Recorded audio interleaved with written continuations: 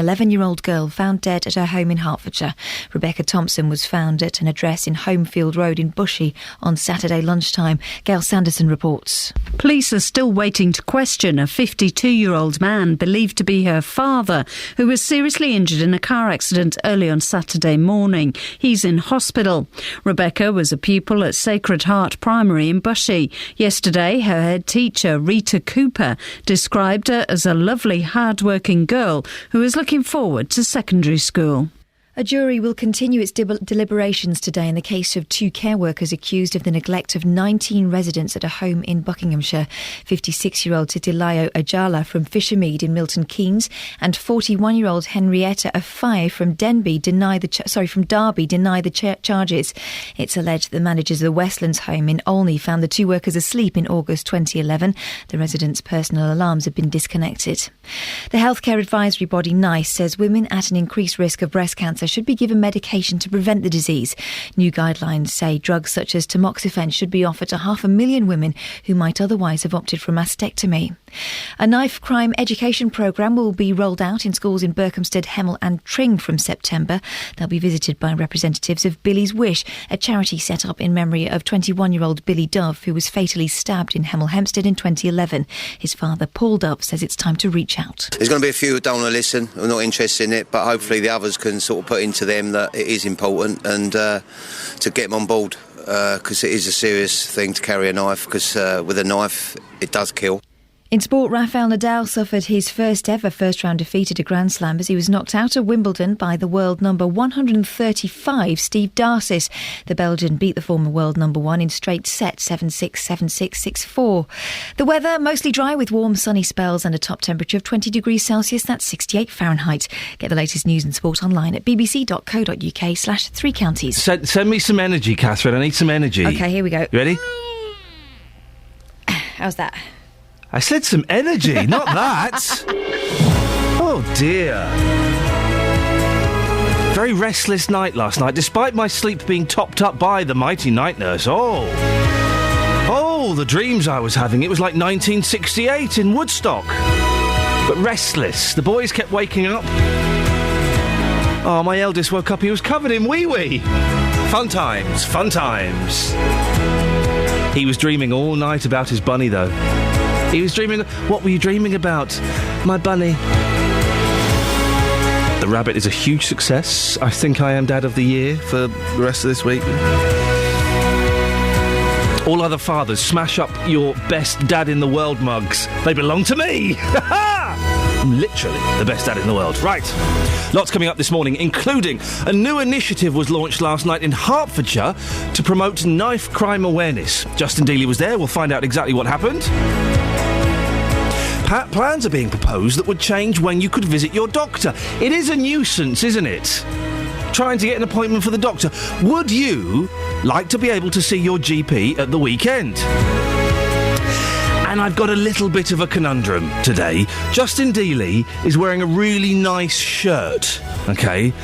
And I don't think it suits him. I've decided I'd like it. But is it ever OK for men to share clothes? You girls do it all the time. Can I borrow a bit of your lippy? Can I have your bag? Oh, that blouse looks nice. Nice frock, Jane. Can I wear it to the party at the weekend? But blokes, can they do it? Lots of ways to get in touch. Facebook.com/BBC3CR. You can send me a text, 81333. Start your text 3CR. Put your name on, please. Best way, of course, though, is to give me a phone call. 08459 455 555. Across beds, hearts and bucks. This is BBC Three Counties Radio. Now, you may remember that back in 2011, 21-year-old Billy Dove was fatally stabbed in the centre of Hemel Hempstead. He'd been out for a few drinks with his friends, and they were approached by a gang of people when the attack happened. Well, last night, an education programme was launched, and it's being used to promote knife crime awareness in primary and secondary schools across the Hemel, Berkhamsted and Tring areas.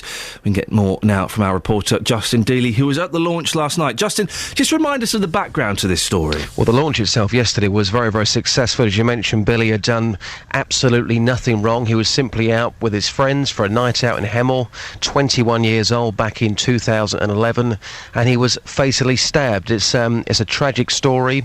Living in Hemel, I know the story well, and people have been affected very badly. Billy's wish the charity was set up. Billy's family don't want anybody to go through what they've been through. This is trustee Jan Madden, and she explains the new videos which will be shown in schools from September. We're aiming the campaign at years 6, 7 and 8, which may sound very young, but actually the average age that a child starts to carry a knife is 14, so we need to get in there before that. Year 6 obviously is still at primary school. That's a very gentle approach. There are no knives mentioned whatsoever. It's all about identifying safe adults. If you've got a problem, if you're not comfortable with something, who you would go to. Year 7 is about the consequences of carrying a knife, and Year 8 is very much about the hard-hitting facts. They're being put together as workshops, which have a short film at the beginning and end to encourage debate and discussion during the workshop. The average age that kids start carrying knives is 14? Apparently so. I mean, when I was told that last night, I couldn't quite believe it. It's shocking. The videos are very, very powerful. I saw those, and Billy's friends were there as well last night. What were they saying to you, Justin? They simply cannot come to terms with this. You just can't come to terms with it. Your best friend goes out for a night out, and you never see him again. This is a deal, and he told me his happiest memories of Billy. So many memories. Too many to name them, to be fair. Before we were old enough to go into the clubs, we'd just be together Friday nights, Saturday nights, just around each other's houses, just every night, just obviously what best mates do, really. You don't expect your best friend, 21 years old, to go out and be stabbed to death. It must have been incredibly shocking for you, and you must still think about him every single day. Every day without fail, and the fact that he wasn't even meant to go out that night, it wasn't planned or anything, it was just a last minute thing, which makes it worse, really. Family are being positive. They don't want any other family to go through this. You've also set up a football team in Billy's memory, Dubs United. You've had a fantastic season. Tell us what you've won. Yeah, our first season together, we won the treble, we've won the County Cup, the League Cup, and we won the league. So we cleared up in our first season, really.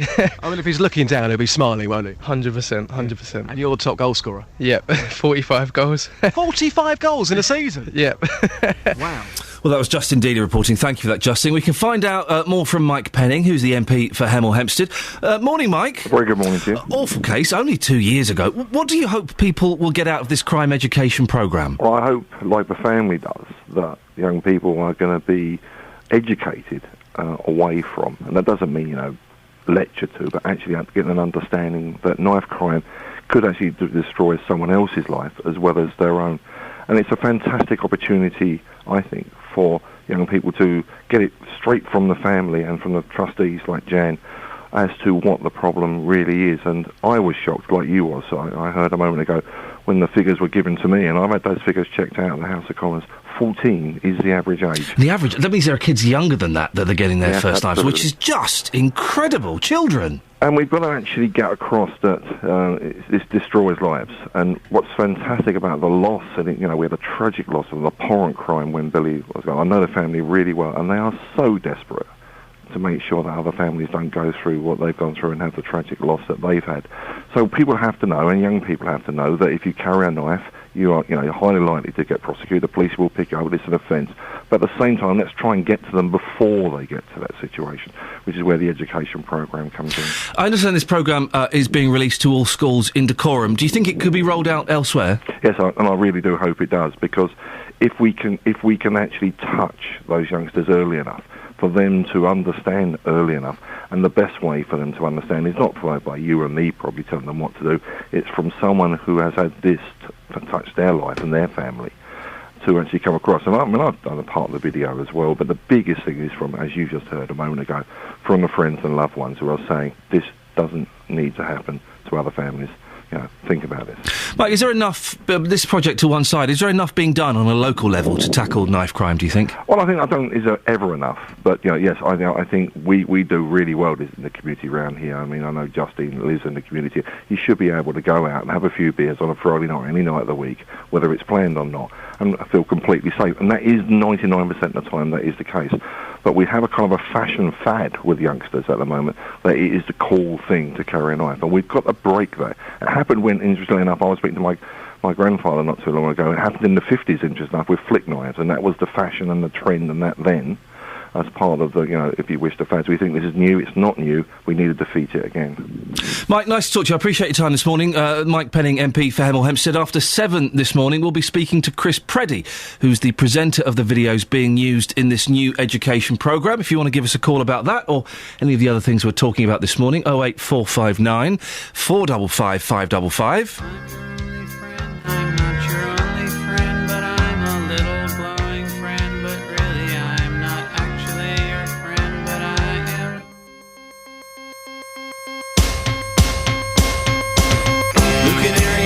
By the light switch, who watches over you?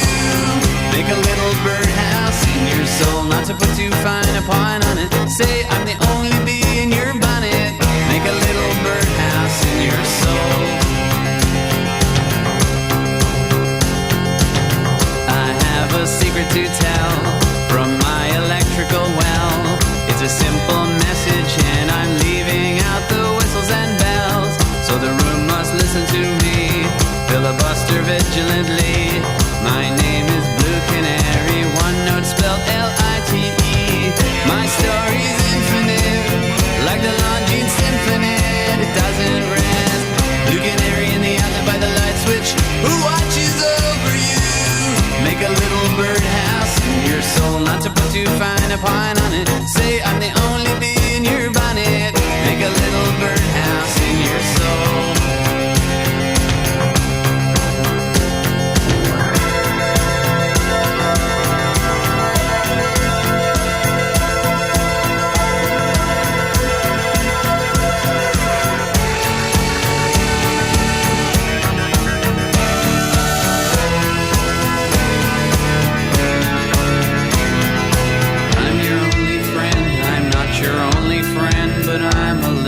Glowing friend, but really I'm not actually your friend, but I am.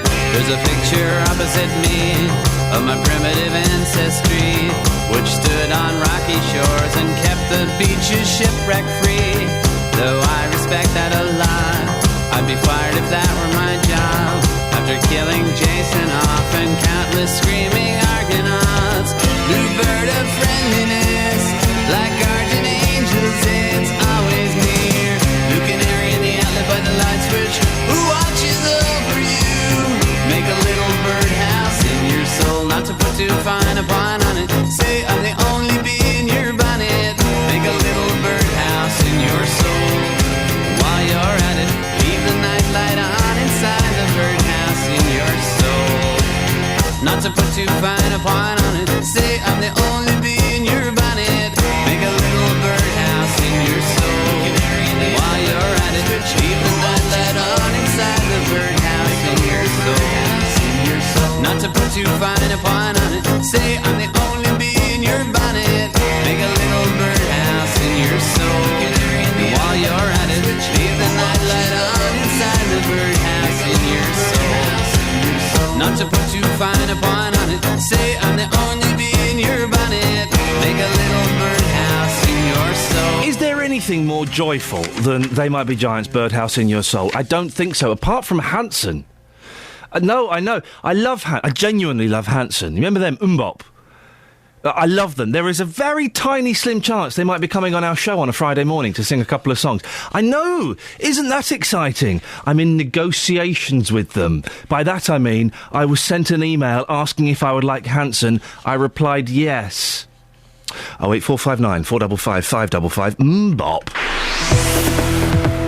Travel news for beds, cards and bugs. BBC Three Counties Radio. Good morning. Now, we had one problem a little earlier this morning on the M11. Northbound, there was an accident between Harlow and Bishop Stortford Junction 7 and 8. That has since cleared, and traffic's on the move through there again. Things generally looking fine. It's moving nicely on the major routes across the three counties. We've got some roadworks in Beaconsfield. Last couple of days for these works on the A40 between Lakes Lane and Piebush Lane. And if you're going to be driving into Aylesbury, you'll still find some temporary traffic lights along the A41 around the junction with Berrylands. Things looking fine on the trains as well. It's been a decent start with no problems reported on the rails or on the tubes into and out of London. Adam Glynn, BBC Three Counties Radio. Thank you, Adam. Right, 6:16 exactly. It's Tuesday, the 25th of June. I'm Iain Lee. These are your headlines on BBC Three Counties Radio. An MP is calling for the resignation of 5 key members of the East of England Ambulance Service Trust after a report found weak leadership had put patients at risk. The man shot dead in Aylesbury on Sunday night has been named locally as 44-year-old Daryl Farnham from Belgrave Road. In sport, on day 1 of Wimbledon, Rafa Nadal is out, but Andy Murray beat Benjamin Becker in straight sets 6-4, 6-3, 6-2. Coming up, we'll talk more about the East of England Ambulance Service Trust. Some board members may have to resign. 08459 455 555. BBC Three Counties Radio.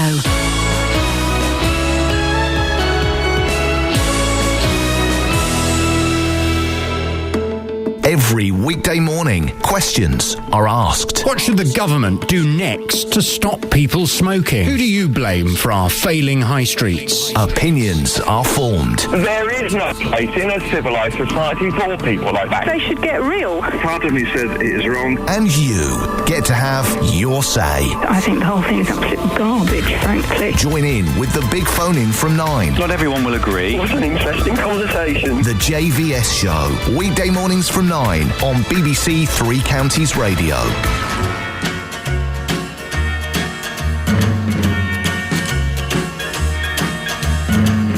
Never felt like this until I kissed you. How did I exist until I kissed you? Never had you on my mind.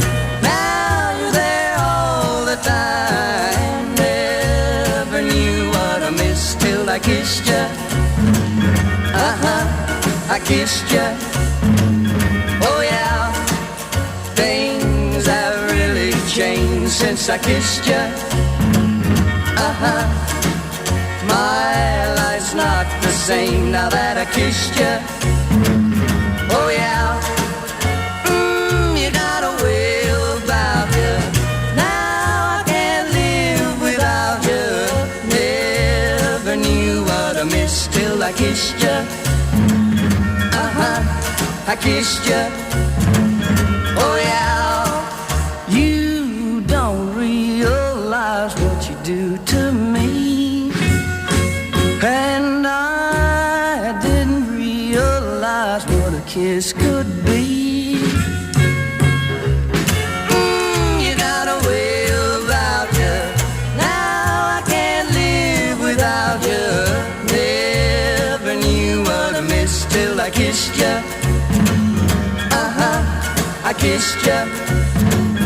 Oh yeah, you don't realize what you do to me, and I didn't realize what a kiss could be.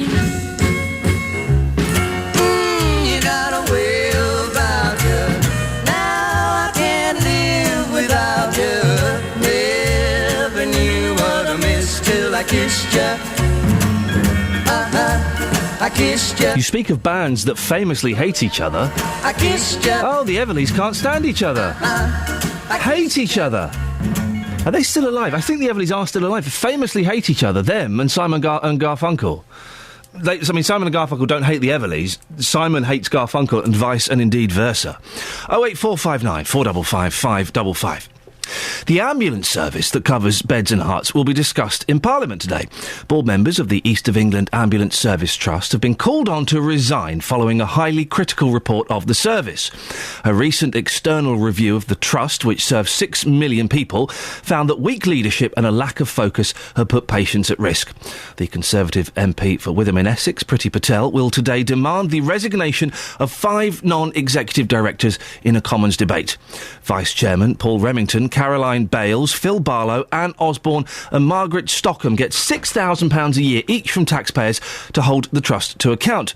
Well, Mrs Patel, who accuses the board of a culture of incompetence, will speak to me on this show after 7. But first, I'm joined by Gary Applin, the East of England Ambulance Branch Secretary for Unison. Morning, Gary. Do you agree with this call for resignations? Yeah, absolutely. Good morning to you. Basically, I just can't understand how 5 people that are employed with taxpayers' money have not had their eye on the ball and kept the trust in order, basically. Can you explain to a simpleton like me how it's their fault, the fault of these 5 people, that the service hasn't been up to speed? Well, basically, they're non-executive directors. They have a vote on the board. They sit on various parts of the board. They have an area of responsibility within the board, whether that be operational, non-operational, whatever. And they are to oversee and to essentially sign off the processes that the board have got to go to, the day-to-day running of the board and of the trust. That's how they work. 25 recommendations were called for in this report. That seems a lot to me. Can these be brought in effectively with these directors still in place, do you think? No. Certainly our mantra is that you need a clean start. I mean, it's basically damage is done, they're damaged goods, and we have called for a complete change on the board. I mean, even if it goes further than that. That's where we stand. You say, what do you mean by going further than that, Gary? I think they could go further. I just do. I just think that, you know... The 25... What? Sorry, the recommendations? No. The amount of board members, you've got 5 there. I think they should look at other people as well. OK. The Trust has been criticised for response times and the quality of care of its patients. Some might possibly argue, Gary, that could be down to the frontline staff. Why would you say not? Absolutely not. I mean, I'm a member of the frontline staff. I'm clinically trained, and I work with my colleagues. I can tell you now that they are the utmost professional in what they do. They care for their patients. They absolutely put 110% into everything they do. There is, in my opinion, having worked for 12 years on emergency operations, there is never a problem with the care that our staff give to patients. And would you say that that weak leadership and a lack of focus has put lives at risk? Yeah, I think potentially it must have done. Certainly, you know, from not from our own perspective, because obviously, as somebody on the road, you just do the best for your patients. However, lack of resources, you know, and things like that, you know, they must have an effect in the long term on the lives of people. Gary, now this is all out in the open, what's morale like amongst the staff? The morale's still poor. I mean, there's no doubt about it. I mean, it's at the low time. However, I've got to say that Andrew Morgan's plans and the fact that he's listening to people are having a slight effect. We'll say that there is definite. I think there's light at the end of the tunnel. So Andrew Morgan, he's chief executive of the Trust. Yeah. And what kind of suggestions is he making? What difference is he making? Well, the first thing he's doing is he's listening to staff. He's going out, he's listening to staff, and he's taking on board what they say. He's totally making everything as transparent as he can, which it never was. I mean, those 2 things to start off with, staff like to see that. They don't like to be kept in the dark. And he just genuinely knows that we haven't had enough resources, and he's trying his best to get those resources. See, hearing that, Gary, listen, I've been unfortunate enough in the past. I've had to dial 999 and get an ambulance out. I know lots of my listeners will have done that or will be doing that at some point. To hear there's not enough resources, that's quite worrying. Do you think members of the public should be concerned? I think, I have no doubt that they should be concerned. I mean, it beggars belief that we spend X amount of money on solo responses and not enough on double-manned ambulances. I just can't, you know, for the life of me, work that one out. But that's a common problem, I think. Gary, appreciate your time this morning. That's Gary Applin, East of England Ambulance Branch Secretary for Unison. Are you concerned? Have you had to call an ambulance out recently? Every time I've called an ambulance out, they've been amazing. Absolutely fantastic. Touch wood so far. What about you? Have you ever had to call an ambulance out? How long did it take? 08459 455 555. You can go to facebook.com/BBC3CR or send me a text, 81333. Start your text 3CR. Put your name on it, please. We'll be talking about doctors' opening hours as well. Would you like to see your doctors opening at the weekend? Would that make life easier for you? In your message you said you were going to bed, but I'm not done with the night. So I stayed up and read, but your words in my head got me mixed up, so I turned out the light. And I don't know how to slow it down. My mind's racing from chasing heartaches. Now an ambulance screams while the silliest things are flopping around in my brain. And I try not to dream up impossible schemes that swim around, wanna drown me insane. And I don't know how to slow it down. Oh, my mind's racing from chasing heartaches.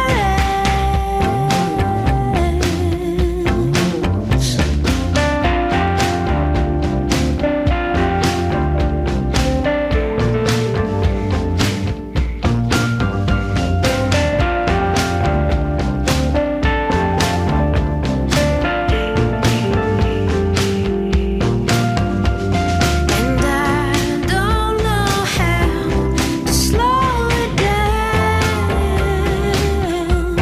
Oh, my mind's racing from chasing heartaches. My mind's racing from chasing heartaches. My mind's racing from chasing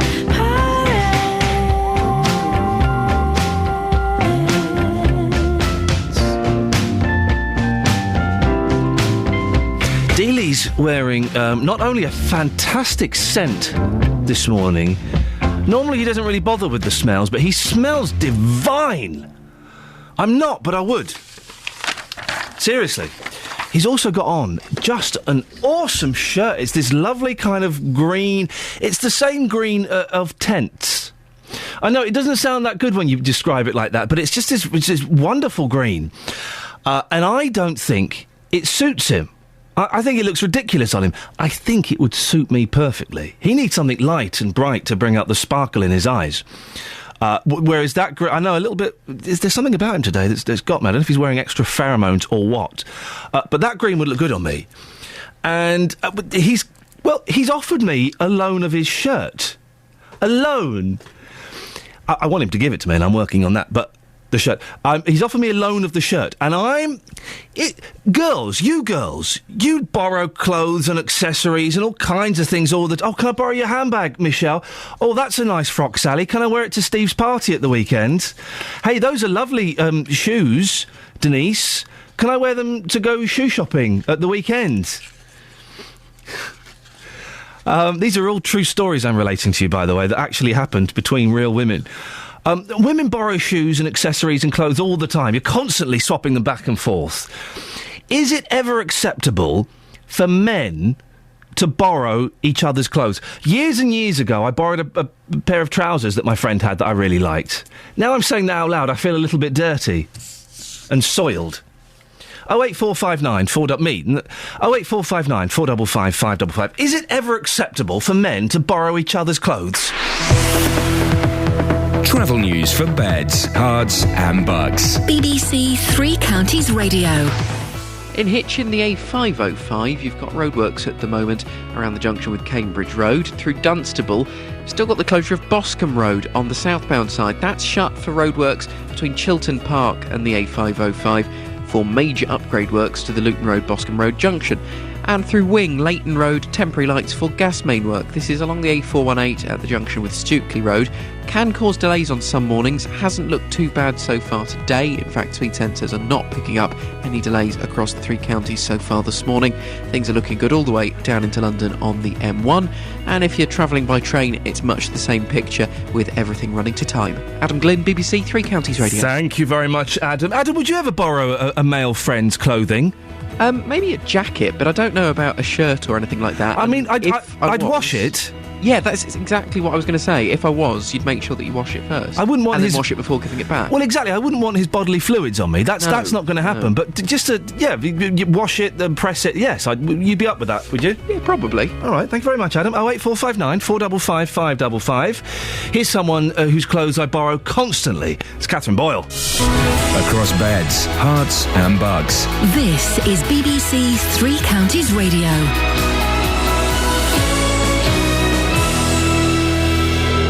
Good morning, it's 6:30. The headlines. An MP's calling for the resignation of 5 key members of the East of England Ambulance Service Trust after reports found weak leadership had put patients at risk. The man shot dead in Aylesbury on Sunday night has been named locally as 44-year-old Darryl Farnham from Belgrave Road. And a jury will continue its deliberations today in the case of 2 care workers accused of neglecting 19 residents at a home in Buckinghamshire. 3 Counties Sports. BBC 3 Counties Radio. Rafael Nadal refused to blame injury for bowing out of Wimbledon at the first round stage. The French Open champion suffered his first ever first round exit at a Grand Slam as he lost to the world number 135 Steve Darcis yesterday. The Spaniard appeared laboured as he fell to a straight sets defeat, but afterwards paid tribute to his opponent. For me it was not a lot of things good, but just congratulate Darcis. I think he played with the right decision, played well, and that's all. It's not the right day. I tried my best out there in every moment. Was not possible for me, and that's all. No, the opponent played well. I had my chances. I didn't make it. We've got a local tennis player involved in the doubles today. Dave Rice, who trains at the Gosling Centre in Welling, lines up alongside Sean Thornley. Playing Frank Moser and Marinko Matosevic, one guy from Germany, one guy from Australia. We know him a little bit, but we never actually played him before. So obviously, hopefully, we can win. And we basically got sort of not before time, so yeah, we're going to probably play in the evening. Finally, football, and MK Dons manager Carl Robinson believes his younger players will benefit most from the appointment of Gary Waddock as head of coaching. Waddock's arrival at Stadium MK plugs the gap left by Mick Hartford's departure as assistant manager earlier this month, and Robinson says Waddock has many strengths. He's a fantastic coach. He's a very calm and influence, but he's a very, very good coach. We've worked with young players before. He understands the belief in young players. His philosophy is very, very similar and very attacking football. So, like I say, any player under the age of 24 at the football club is going to reap the rewards of working under somebody who wants to coach. And that's your latest news and sport. I'll be back with more at 7 o'clock. Across beds, hearts and bucks. This is Iain Lee. BBC 3 Counties Radio.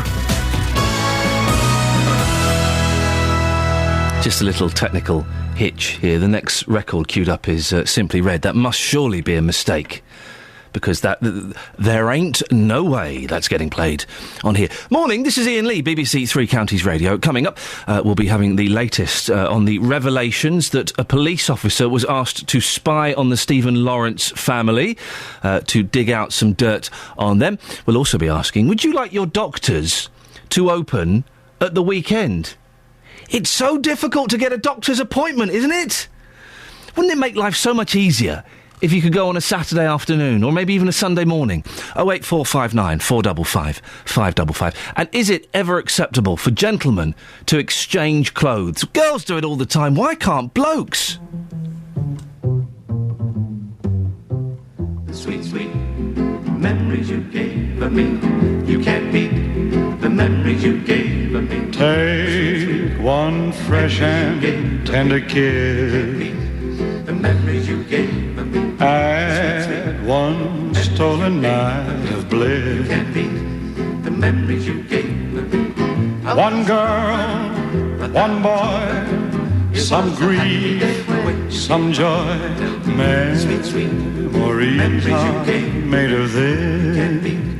The memories you gave me. Don't forget a small moonbeam. You can't beat memories you gave me. Fall in lightly with a dream.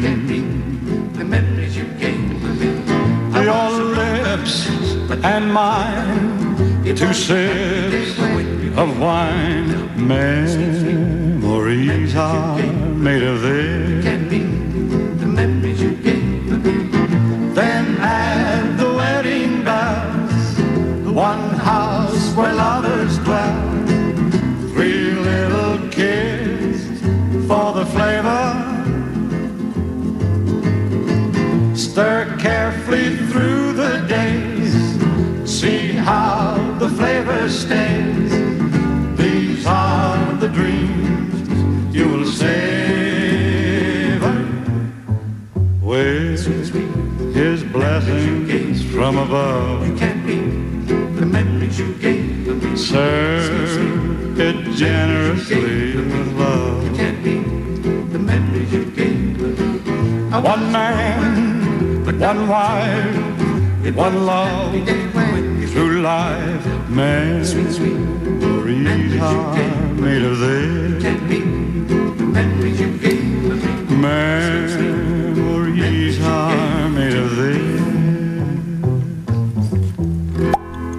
It's a world game of cat and mouse in many of the newspapers today. A picture of 2 empty plane seats. One of them should have contained the fugitive intelligence contractor, Edward Snowden, the gentleman, of course, who revealed to the world that America, and possibly Britain as well, were spying on all of us. The United States has urged Russia to send him back to America to face justice, warning that relations will be damaged if he's not handed over. Mr. Snowden had been expected to board a flight from Moscow to Cuba yesterday. President Obama would not tell reporters whether he discussed the case with the Russian President Vladimir Putin, only saying the legal channels were being pursued. What we know is that we're following all the appropriate legal channels and working with various other countries to make sure that rule of law is observed. And beyond that, I'll refer to the Justice Department that has been actively involved in the case. Well, the founder of the whistleblowing website WikiLeaks, Julian Assange, he's been in that Ecuador embassy for over a year. Isn't that incredible? He said that Mr. Snowden is safe and on his way to Ecuador. Mr. Assange, who is also wanted by the American authorities and is in hiding at the Ecuadorian embassy in London, said Mr. Snowden had been given an Ecuadorian refugee document of passage to travel. Mr. Snowden has submitted an asylum application to Ecuador and possibly to other countries. The Ecuadorian Foreign Minister, Latino, has said that the asylum application is being carefully considered. Well, despite its diplomatic tough talk, the US faces considerable difficulty in securing cooperation on Mr. Snowden from nations with whom it has chilly relations. The White House said Hong Kong's refusal to detain him had unquestionably hurt relations between the States and China. Dr. John Schindler is Professor of National Security Affairs at the US Naval War College. I think the assumption is that it's vast. General Alexander, the director of the National Security Agency, our equivalent here of GCHQ in your country, said that the damage was irreparable. That's a strong word. I don't know about that. I think the damage is very extensive and will take years to repair. Well, how long can Snowden remain on the run and undetected? One man who knows his Bond, David Bond, he made a documentary about how much private companies and the government knew about him by putting himself under surveillance and attempting to disappear. He said Mr. Snowden couldn't hide forever. The great irony is probably that he'll be caught by human error. You know, the death of all of our privacy by these kind of 1,000 cuts from technological spying probably won't be ultimately what undoes him, and it wasn't what undid me in the end. He'll trust the wrong person in the end, and eventually, I'm sorry to say, he'll probably get in touch with someone he shouldn't, and they will pounce. Meanwhile, Ecuador's president and foreign minister declared that national sovereignty and universal principles of human rights, not US prodding, would govern any decision they might make on granting asylum to Snowden. Can I ask you a question, dear listener? By the way, isn't it clever how the America has deflected the story away from the fact they've been spying on everybody in the world to the fact there's this fella on the run? So we're not talking about, you know, the fact that America have been spying on us. We're talking about some bloke that's on the run. What do you think should happen to Mr. Snowden? Do you think he should be captured and sent back to the United States? Or are you kind of secretly applauding him, going, well done, fella, good work? in many ways you consider him to be some sort of folk hero. I genuinely haven't made my mind up on this one yet. I don't know whether I should be applauding him or cheering on the forces of the states. Whose side are you on? Can we just get a quick straw poll, please? 08459 455 555. You can text me as well. 81333. Start your text 3CR. Call 08459 455 555. BBC Three Counties Radio. Now, here's something else I'm sure you'd like to have your say, and lots in the papers today about plans for longer NHS hours. Doctors' leaders have been accused of ignoring the wishes of patients by mocking plans for more services at evenings and weekends. So Bruce Keough, the medical director of NHS England, is working on plans for more routine operations, clinics and tests. But yesterday, Dr Mark Porter, chairman of council at the British Medical Association, said that the health service can barely afford its current model. It's been described by some as a Tesco NHS, where a 24/7 service is available. Well, would you like to be able to see your doctor later in the evening and at weekends? Dr Mike Ingram is a GP in Radlett in Hertfordshire. It is difficult for people who work, Mike, to see doctors, isn't it? Well, fortunately, I'm able to say not in Radlett, because we have commuter surgeries starting at 7 in the morning. We have weekend surgeries, and we even have surgeries going on till 9 o'clock at night. So it's a rarity, though, isn't it? Well, that's not true. I've never come across a surgery that I've been a member of that's been open late in the evening or at weekends. Well, in fact, all the UK surgeries do provide some extended hours care. That means care outside the hours for which we're paid, which is the hours of 8 in the morning till 6:30 at night. But you can't make an appointment in most surgeries to see your doctor when you finish work at 8 o'clock in the evening or on a Saturday morning, can you? Well, I'm saying you can with us, and in fact, most surgeries. I'm not registered with the surgery I actually work at. I've got my own surgery, and I can make Saturday morning appointments there as well. So I think there's not masses of appointments at that time. You're right; it's not commonplace.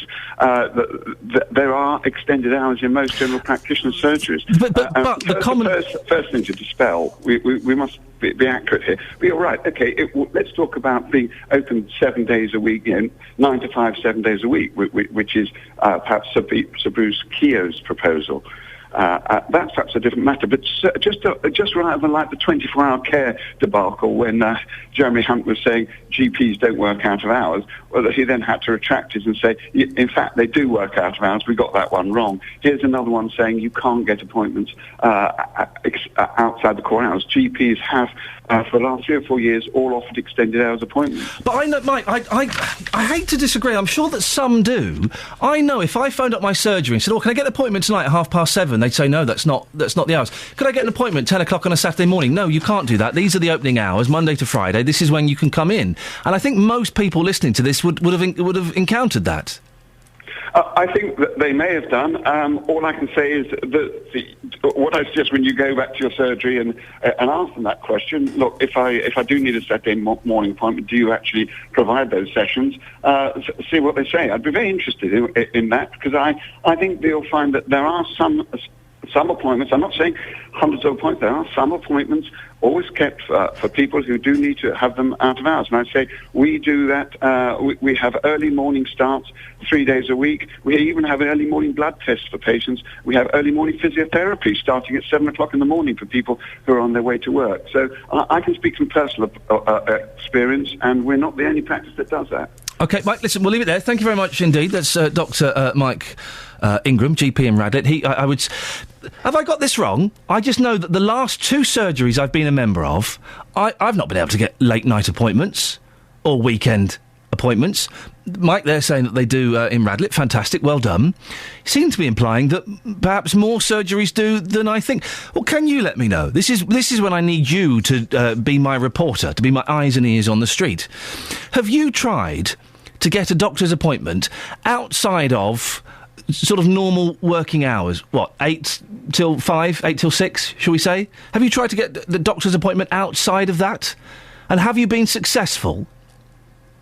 08459 455 555. A normal doctor's appointment on a Saturday morning?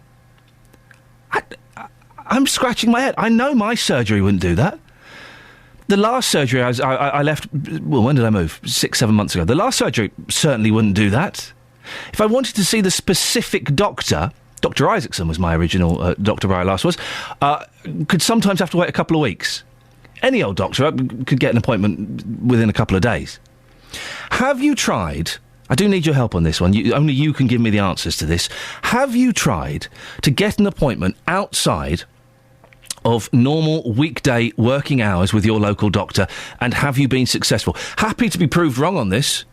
08459 455 555. Travel news for beds, cards and bugs. BBC Three Counties Radio. Speed sensors picking up delays in some of the usual spots. The M25 is looking heavy as you come from Waltham Abbey in toward Enfield and the roadworks section with the 50-mile-an-hour restriction. Then as you continue, it's slow from the M1 at junction 21 round to Kings Langley at junction 20, and again from Maple Cross at 17 to the M40 at junction 16. There's also a little bit of heavy traffic on the North Orbital Road, the A405 approaching the M25 at the junction 21A roundabout, but that's not looking like a massive queue. Sensors picking up a little bit of traffic coming into Harpenden as well. As you come southbound on the A1081, it's looking a little slow past the station. In fact, the northbound side is looking busiest right now past there.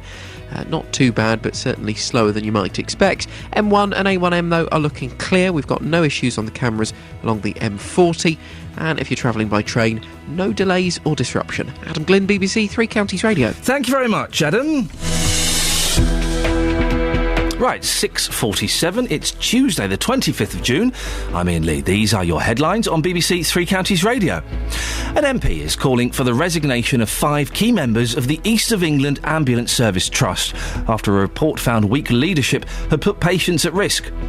The man shot dead in Aylesbury on Sunday night has been named locally as 44-year-old Daryl Farnham from Belgrave Road. In sport, world number 1 tennis superstar Novak Djokovic begins his Wimbledon campaign this afternoon when he faces the German Florian Mayer on centre court in tennis. 08459 455 555. I need you to be my reporter. Have you tried to get a doctor's appointment outside of weekday work hours? And have you been successful? 08459 455 555. Coming up to 6:48, here's the weather with Kate Kinsella. Beds, Herts and Bucks weather. BBC Three Counties Radio. Good morning. Well, we had some clear spells overnight last night, so that has led to a little bit of sunshine this morning. Now, we have got quite a lot of cloud also down towards the West Hertfordshire area. It's fairly cloudy down there, but out towards Luton, the sun is peeking through at the moment. It's going to come and go through the course of the day. Some sunny spells mixed in with increasing cloud, but it's certainly going to feel that little bit warmer again. We're looking at a maximum later of 20 Celsius, 68 degrees in Fahrenheit. Now, there is a slight risk, but it is only very slight, that you may get 1 or 2 isolated light showers later, but to be honest, you're going to be very unlucky to catch them. Most places will have an entirely dry day. Now, overnight tonight, we're hanging on to the clouds. Some clear spells mixed in there as well, which means 1 or 2 mist and fog patches likely to develop in the more prone spots, the rural locations where we do get a bit of mist and fog. Minimum temperature just sneaking below double figures, 9 Celsius, 48 degrees in Fahrenheit.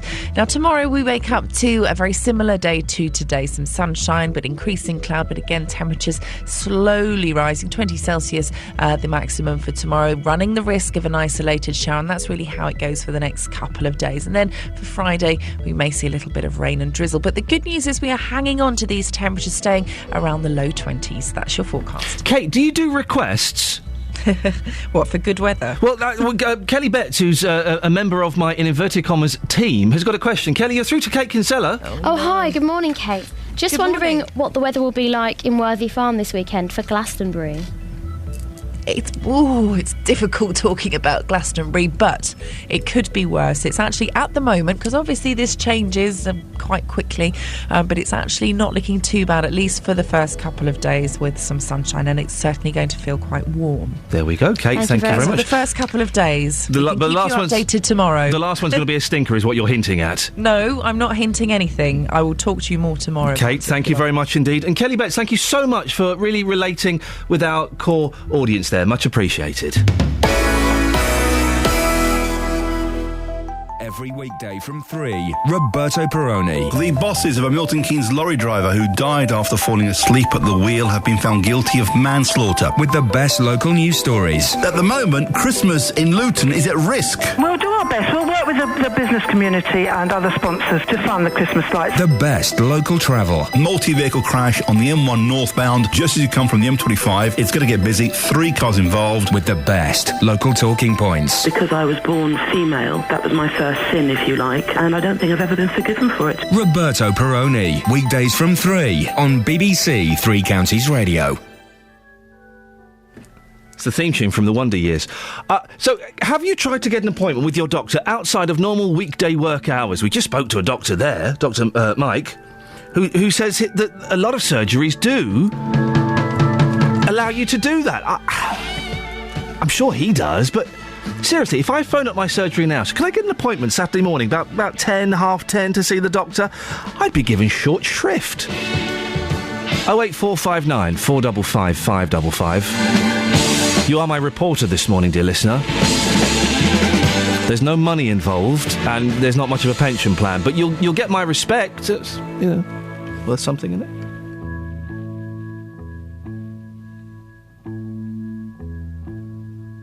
What would you do if I sang out of tune? Would you stand up and walk out on me? Lend me your ears and I'll sing you a song. I will try not to sing out of key. Yeah. Oh, baby, how all I need is my brother. I say I'm gonna get high.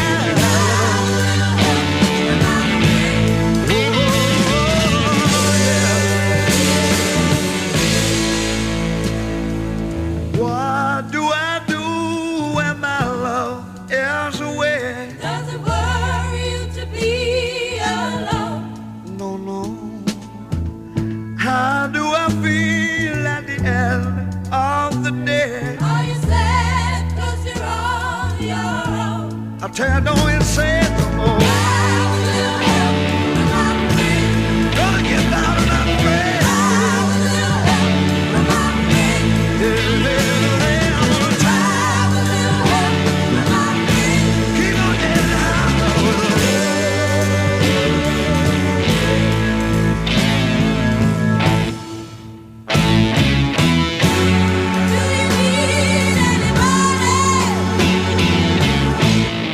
I need someone to love.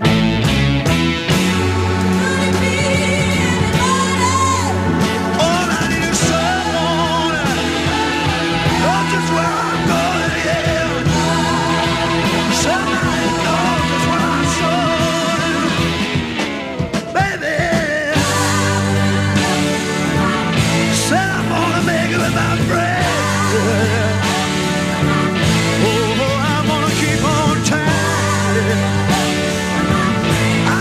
Keep on trying.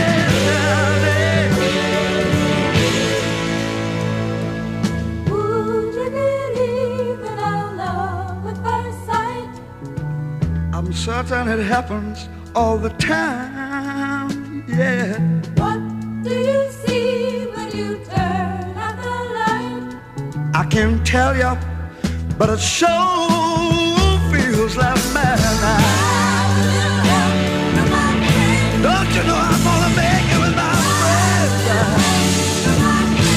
I promised myself I'd get back. Said I'm gonna try it with them too.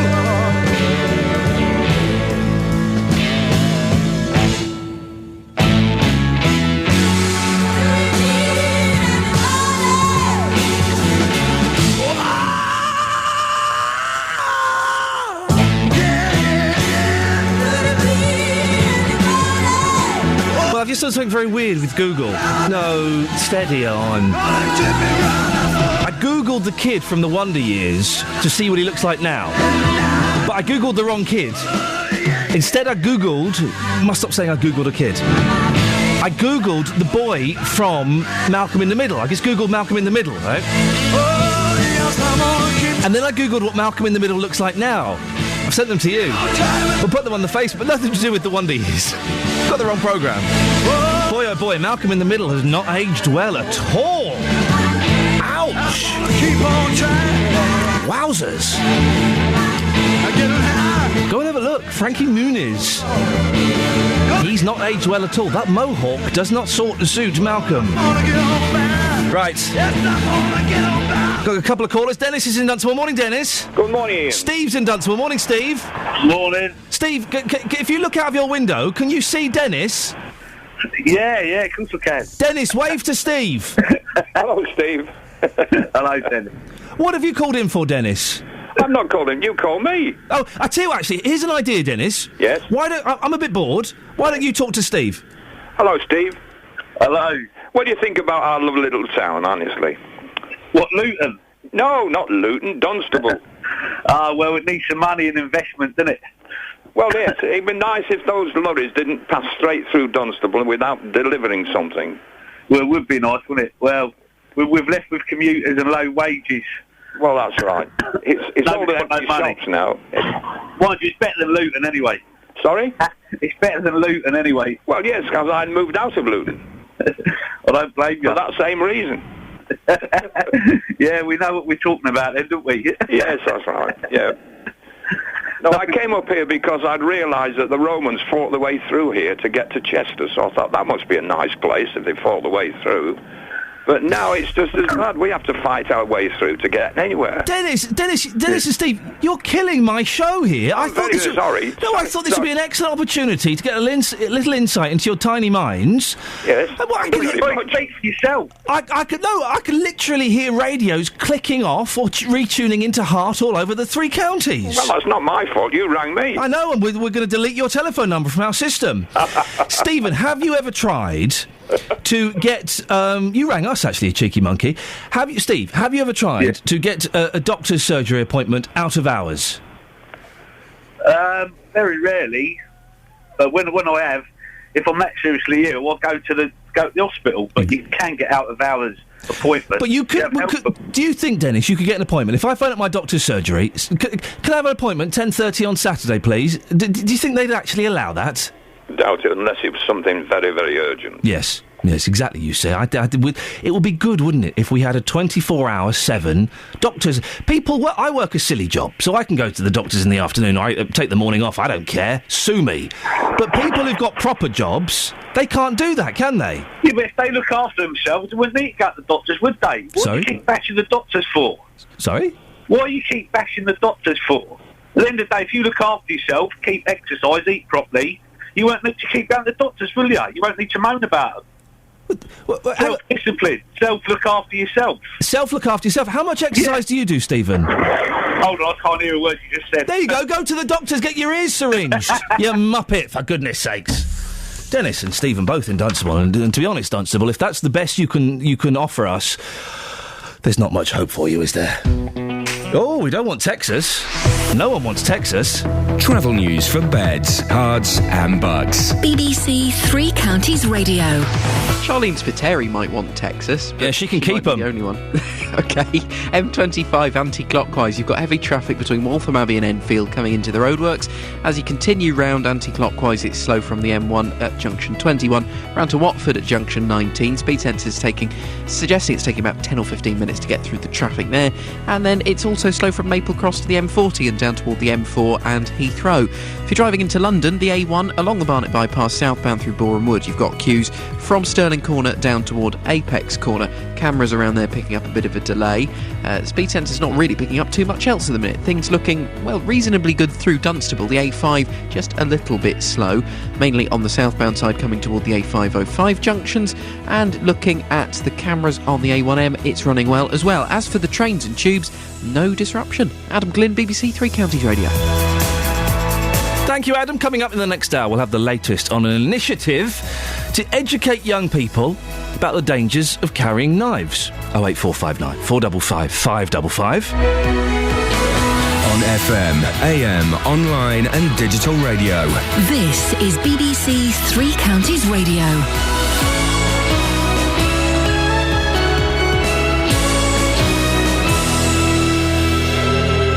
morning, it's 7 o'clock. I'm Catherine Boyle. The headlines: MP calls for resignation of ambulance bosses. Welling man charged with attempted abduction, and knife crime charity reaches out in Dacorum. BBC Three Counties Radio. 5 key members of the East of England Ambulance Service Trust are in the firing line after a report found weak leadership had put patients at risk. The Essex MP Priti Patel is calling for the resignation of non-executive directors who she holds directly accountable. Gary Applin is the Ambulance Trust's Unison branch secretary and says his members have been put in a difficult position. As somebody on the road, you just do the best for your patients. However, lack of resources, and things like that, they must have an effect in the long term on the lives of people. A murder inquiry has been launched following a shooting in Aylesbury. Thames Valley police officers found the body of a man in Belgrave Road at 10:45 on Sunday night. He's not been formally identified but is believed to be 44-year-old Daryl Farnham, who lived there. A post-mortem is due to be carried out today on the body of an 11-year-old girl found dead in Bushey. Rebecca Thompson was found at her home address in Homefield Road on Saturday lunchtime. Gail Sanderson reports. Police are still waiting to question a 52-year-old man believed to be her father, who was seriously injured in a car accident early on Saturday morning. He's in hospital. Rebecca was a pupil at Sacred Heart Primary in Bushey. Yesterday, her head teacher, Rita Cooper, described her as a lovely, hard-working girl who is looking forward to secondary school. A 29-year-old man's been charged with attempted abduction and possession of an offensive weapon following an incident in Welwyn Garden City last Thursday. 29-year-old Anthony Sullivan from Athelston Walk North in the town has been remanded in custody to appear before magistrates on September the 23rd. A jury will continue its deliberations today in the case of 2 care workers accused of neglecting 19 residents at a home in Buckinghamshire. 56-year-old Titilayo Ajala from Fishermead in Milton Keynes and 41-year-old Henrietta of Five from Derby deny the charges. It's alleged the managers of the Westlands home in Olney found the 2 workers asleep in August 2011. The residents' personal alarms had been disconnected. Family and friends of a 21-year-old murdered in Hemel Hempstead in 2011 are set to visit Dacorum schools to persuade pupils not to carry knives. The Billy's Wish charity was set up following the death of Billy Dove, who was stabbed while trying to break up a fight on a night out. Billy's father, Paul Dove, is overseeing the new education programme. It does get hard work at times because obviously you're not in a good place all the time, and but this picks you up. It picks me up. But the people who are doing this work with me have been absolutely superb. I can't fault them in any way. They're driving me, not me driving them at the moment. They're driving me. In sport, Dan Lydiate will captain the British and Irish Lions this morning against the Melbourne Rebels. It'll be their final midweek match of the tour, and the Lions lead the series 1-0. The weather mostly dry with warm sunny spells and a top temperature of 20 degrees Celsius. That's 68 Fahrenheit. Get the latest news and sport online at bbc.co.uk/3 counties. So I've got a quandary. Oh, yes. Men swapping clothes. Yeah. Women, you do it all the time, you girls, don't you? Yeah, all the time. Well, come on, you do. In fact, I'm not wearing the same clothes I came to work in. I know, cheeky. Luckily, you are wearing clothes today. It must be a Tuesday. Some, yeah. But you girls always do. You go, I must go and look what you've got in your wardrobe, Kath. Oh, could I borrow that blouse? That would look great at Denise's christening the party, hen party at the weekend. And you always. It's like you were there. You always. I've seen films with women in, so I know exactly what happens. Right. Would your husband ever borrow a friend's shirt or a pair of trousers? The only thing I can see, the only scenario in which I can see that's acceptable is at the end of an international football game. Oh, they swap shirts, don't they? They do, but I don't think they give them back after they've washed them and worn them for a bit. That's all sweaty as well, though. I don't want bodily fluids being exchanged. I just want Justin Dealey's shirt. Have you asked him? Yeah. What did he say? Oh, girl, let's have a cup of coffee, 2 shugs. Idiot.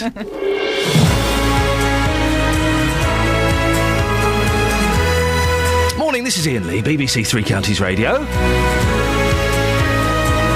Lots coming up between now and 8 o'clock, including a new initiative was launched last night in Hertfordshire to promote knife crime awareness. Well, Justin Dealey was there. We'll have the latest on that in a few minutes. Plans are being proposed that would change when you could visit your doctor. Would you like to be able to see your GP at the weekend? Maybe you're able to already. And you heard me talking to Kath there. I've got a slight conundrum. I'd like the shirt that Justin Dealey is wearing, and it's possibly the first and only time he's going to wear it. He's just trying it out.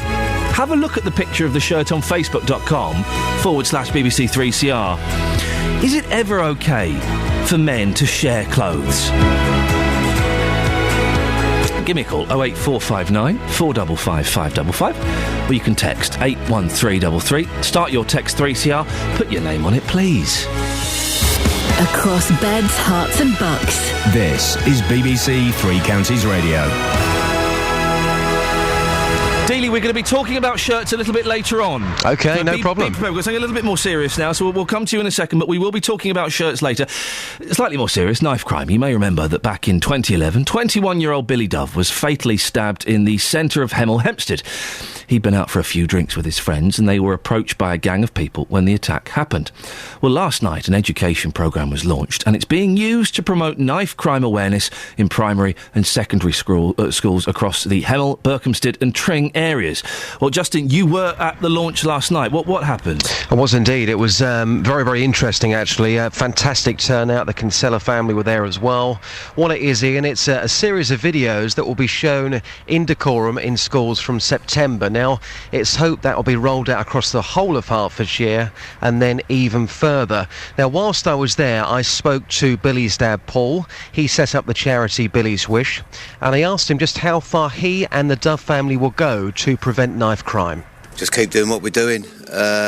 It's gone fantastic so far.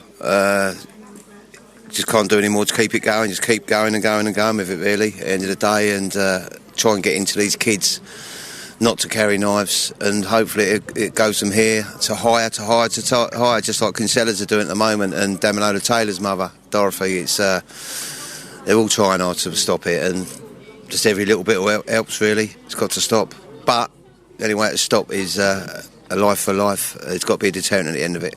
That's all I say, is because nothing's going to change. It can only get worse. When you've worked very, very hard on this campaign, you've worked very hard on the videos. The videos have been designed so children will look at them and actually take on board what's being said to them. Well, hopefully so, yeah, definitely. There's going to be a few who don't want to listen, who are not interested in it, but hopefully the others can sort of put into them that it is important, and to get them on board, because it is a serious thing to carry a knife, because with a knife it does kill.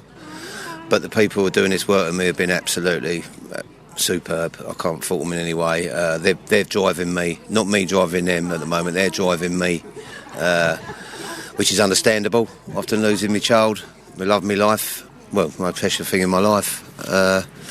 But we'll keep going. Never stop anyway. It will never stop. We will never stop campaigning against knife crime, ever. And that's one thing I can guarantee. Justin, you've kind of been following the Doves for a while now, and you've spoken to Billy Dove's family several times, I know. It's only 2 years ago. How on earth do they cope with something like this? Well, Paul said to me that you can never come to terms with something like this. Every day is like living in hell, and it's hard to understand what they're going through. You've got to admire the family, because they're out there with the charity. They've got this new initiative, this new campaign which is launching in September.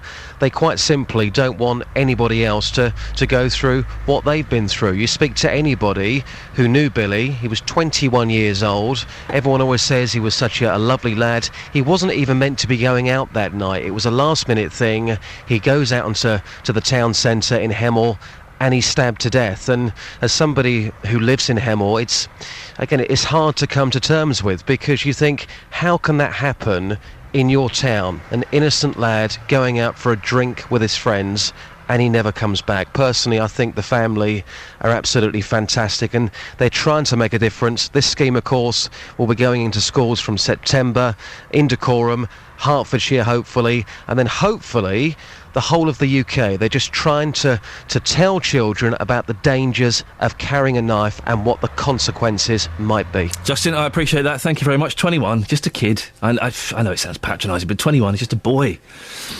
Very, very sad. Well, to find out more, I'm joined now by Chris Preddy, who's from the charity Make Dreams a Reality, an organisation which educates teens about the effects and dangers of gun and knife crime. Chris, how important is it to educate children from an early age about knife crime? I think it's very, very important, and just the fact of what Billy's Wish and the fact of what the family are going through, I feel like anybody can sympathise and anybody can understand what they're actually going through, and I think it's a great initiative, and I can't wait for it to actually get rolled out in September, and I will be pushing it as well with them to get it out into the UK. You present, I believe, some of the videos involved in the Billy Wish project. Explain to me what people are going to be seeing. What's involved in these videos?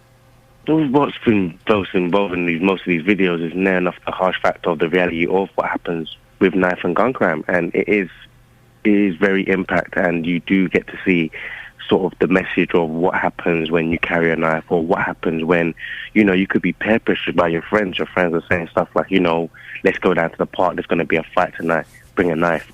It's just things like that, and kids that are getting peer pressured, and some of them don't know who to turn to, who to talk to, what organisation to go to. So it's about giving them a safe adult, giving them the safe organisation to go to for them to actually feel safe in the community. I don't want to sound all cynical, Chris. Is this going to have any effect, do you think? How do you get this message across without sounding like, some old fart in a suit, or, do you know what I mean? The young people, 12, 11, 13, 14, they listen, they think people in their 20s are old and don't listen to them. How are you going to get that message across without sounding like, some boring old so-and-so? Well, this is what's perfect about the scheme. Obviously, the DVD will be watched by the young people. The young people are able to pause all the films whenever they like, to have a discussion, to have a debate in their classrooms, in the comfort of a teacher, in the comfort of whether it's an organisation. But it's a safe place where young people can be able to talk about what goes on in life and real life, and be able to actually address it and attack it when it needs to be attacked. You yourself, you can be an inspirational role model to young people, because you were involved in gang culture and you managed to escape. Just give us a little bit of your backstory, Chris, and how you did manage to turn it around. I grew up in a block council estate from North London, and it's very hard. You got to imagine, if you're growing up in a certain environment, a lot of young people are naturally going to gravitate towards that environment, and it's about being able to educate our children to know what is right and what is wrong. And I feel sometimes with a lot of these young people, they're starting to get to a stage where what wrong is more right. So if you're smoking a cigarette, that's wrong, but if you're holding a knife, that's wrong as well. So what wrong is more right? And I think that's what a lot of the kids are starting to do. And where does that come from, Chris? Is that from films? Is that from the parents? Is that from the peer pressure? Where is that coming from? I think it's an open collective thing, but I definitely know it's coming from films. I definitely think the games have got a big part to play for it. I definitely think some of these rappers have got a part to play for it. I definitely said to at the event yesterday that the parents have got a big part to play with it. If your child's coming home, you need to be checking their bags, you need to be checking their lifestyle, and not like checking them rigorously like you're the police, but at the same time just making a sense of, you're interested in what your child does, you're interested in what your child's doing, instead of just letting your child go out and you don't know what he's doing or where he is. So it's about all of us coming together as a collective, the police, the youth workers, the schools, and it's not a one-person job. I think it's something that we all have to come together and stamp it out, or it's never going to happen. Chris, are you optimistic for the future? Definitely. You think we can turn this around? Because it's pretty rubbish at the moment, isn't it? Definitely it is, but I feel we can. Billy, Brooke and Della, I think everybody's gone through a lot of deal. I've lost my brother as well when I was 16, so everyone's gone through a deal where, we've lost loved ones, and we know what it's like to feel to lose loved ones. But if we can keep pushing the message, it's just going to create more of a bigger ripple, and before you know it, we'll be creating waves. Good luck, Chris. Thank you very much. Cheers. Chris Preddy from the charity Make Dreams a Reality, an organisation which educates teens about the effects and dangers of knife crime. The thing is, how do you get that message across? If I was to go to a school and say, kids, don't use knives. They're not going to listen to me. I'm 40. To some old bloke, sometimes in a suit. I'd dress down. I'd wear my ripped jeans, of course, to try and look hip. Even they could smell through that. I hope it works, because things are a little bit of a mess at the moment. We'll have a bit more on that a little bit later on in the show. If you want to talk about that or any of the other things we're discussing this morning, 08459 455 555. I've yet to get a phone call from someone who says they've been able to get a doctor's appointment, an appointment outside of normal weekday working hours, a proper appointment where you go to your doctor's surgery and I don't know, what do you do these days? You take a ticket in some places, or they flash your number up on a screen or something like that. There are plans afoot to make doctor's surgeries open longer, later at night and at weekends. If you've got a proper job, and by proper, what does that mean these days? Well, let's assume it still means a 9 to 5 weekday job. Getting to the doctors means taking the morning off, or taking the afternoon off, or leaving a couple of hours early. Not always doable. Not possible for lots of people. Would you like to be able to see your doctor, 7:30 on a Wednesday night? 10:30 on a Saturday morning? Maybe 2 o'clock on a Sunday afternoon? 08459 455 555. Travel news for beds, cards and bugs. BBC Three Counties Radio. Quite slow on the M25 at the moment. It's looking busy in patches. First off into the roadwork section, Waltham Abbey to Enfield. It's looking slow as you approach the 50 mile an hour speed restriction. Then as you come through that, past the M1 at junction 21 round to Watford at junction 19, there are delays of about 10 or 15 minutes. And from Maple Cross to the M40 looking slow as well. Barnet Way, the A1, as you come in through Boreham Wood and down toward London, Stirling Corner to Mill Hill Circus, traffic is slowly building along there. Speed sensors are not showing too much else going on at the minute. Things are looking clear on the M1, the A1M and on the M40. And things seem to be running well on the A5 and A6 so far. As for the trains and tubes, we haven't had any issues reported. Departure boards are still looking pretty healthy, with no delays or disruption. Adam Glynn, BBC Three Counties Radio. Adam, thank you very much. Right, 7:16, it's Tuesday, the 25th of June. I'm Iain Lee. These are your headlines on BBC Three Counties Radio. An MP is calling for 5 key members of the East of England Ambulance Trust to lose their jobs after a report found weak leadership had put patients at risk. A post-mortem will be carried out today on the body of 11-year-old Rachel Thompson, who was found dead at her home in Bushey on Saturday. In sport, Novak Djokovic and defending women's champion Serena Williams play their first-round matches at Wimbledon today, as do Laura Robson, from Bird to a Feather, Heather Watson and Tara Moore. Coming up, we'll talk more about the East of England Ambulance Service Trust. Some board members may have to resign. BBC Three Counties Radio.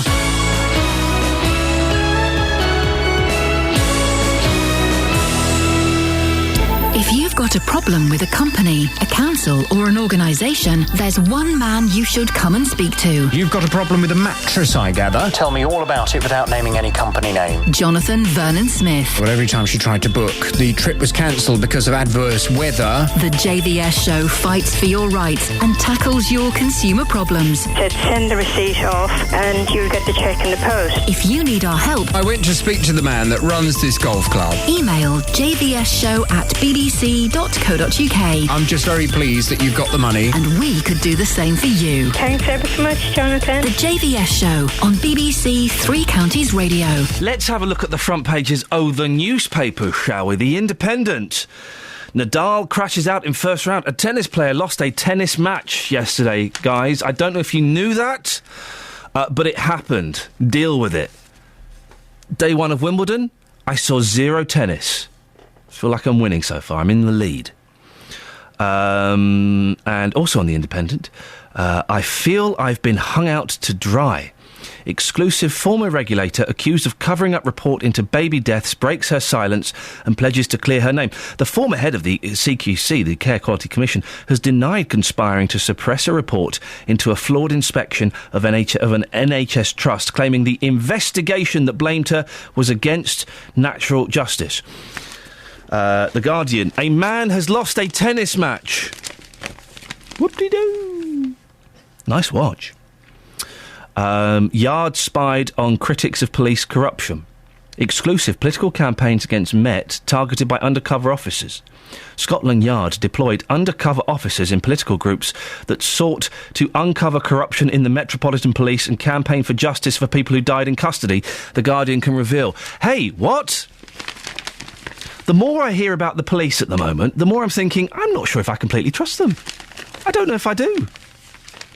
We'll be talking about the whole Stephen Lawrence thing in a few minutes. I call it a thing because what's been revealed the last couple of days is just incredible. The allegations that a police officer was employed to spy on the family of Stephen Lawrence to discredit them. Hey, yeah, you know your son's just been murdered? Well, we're going to spy on you to discredit you. And now The Guardian implying or saying that the Yard have also spied on critics of police corruption. Quick question, do you trust your police? We've had this. Hillsborough. Do you trust your police? 08459 455 555. Quick question, just throw that out there. Say no more on it, but do you trust your police, yes or no? You can text as well, 81333. Start your text 3CR. The Times. Doctors spurn call for longer NHS hours. Plans for weekend surgeries condemned as folly. Well, the doctor that we had on earlier said that his surgery and other surgeries already provide a weekend appointment service. Do they?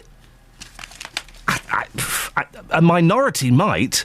Doctors' leaders were accused of ignoring the wishes of patients yesterday by mocking plans for more NHS services at evenings and weekends. And look, a man has lost a tennis match. We'll do the Express, the Mail and the Sun a little bit later on. On the subject we've been talking about, Billy's Wish, a campaign, an education campaign to help educate young people about the dangers of knife crime. We've got Maria in Offaly. Morning, Maria. Good morning. What do you think about this? Well, I think we could get a flag day on this and advertise it more. A flag this is what day? It wants. All around the shops, around the towns. Something's got to be done urgently because young lives are going and it's not on. What do you mean by a flag day? Well, so we can advertise it more. Well, advertise what? That knives are bad? Or yes. Yeah. Do you think that it needs something? It does need something, Maria. It does need something. Do you think that a flag day is going to stop some 14-year-old degenerate who's, who his parents don't listen to him, who feels rejected by society, who feels excluded, who feels there's no hope? Is a flag day going to stop him putting a knife in his pocket? Well, it might give them hope that they will stop it. If there's something doing with in the knives that they're using. Yeah. I just don't... I appreciate your sentiment, Maria. I just wonder if that is enough to give hope. A lot of these... some of these kids are carrying knives because they feel they ought to and they want to be in. But I would imagine that some of them are carrying knives because they just feel there is no future for them. Their life is too bleak. They think they're not going to get a job. They think that politicians don't listen to them, that society doesn't listen to them.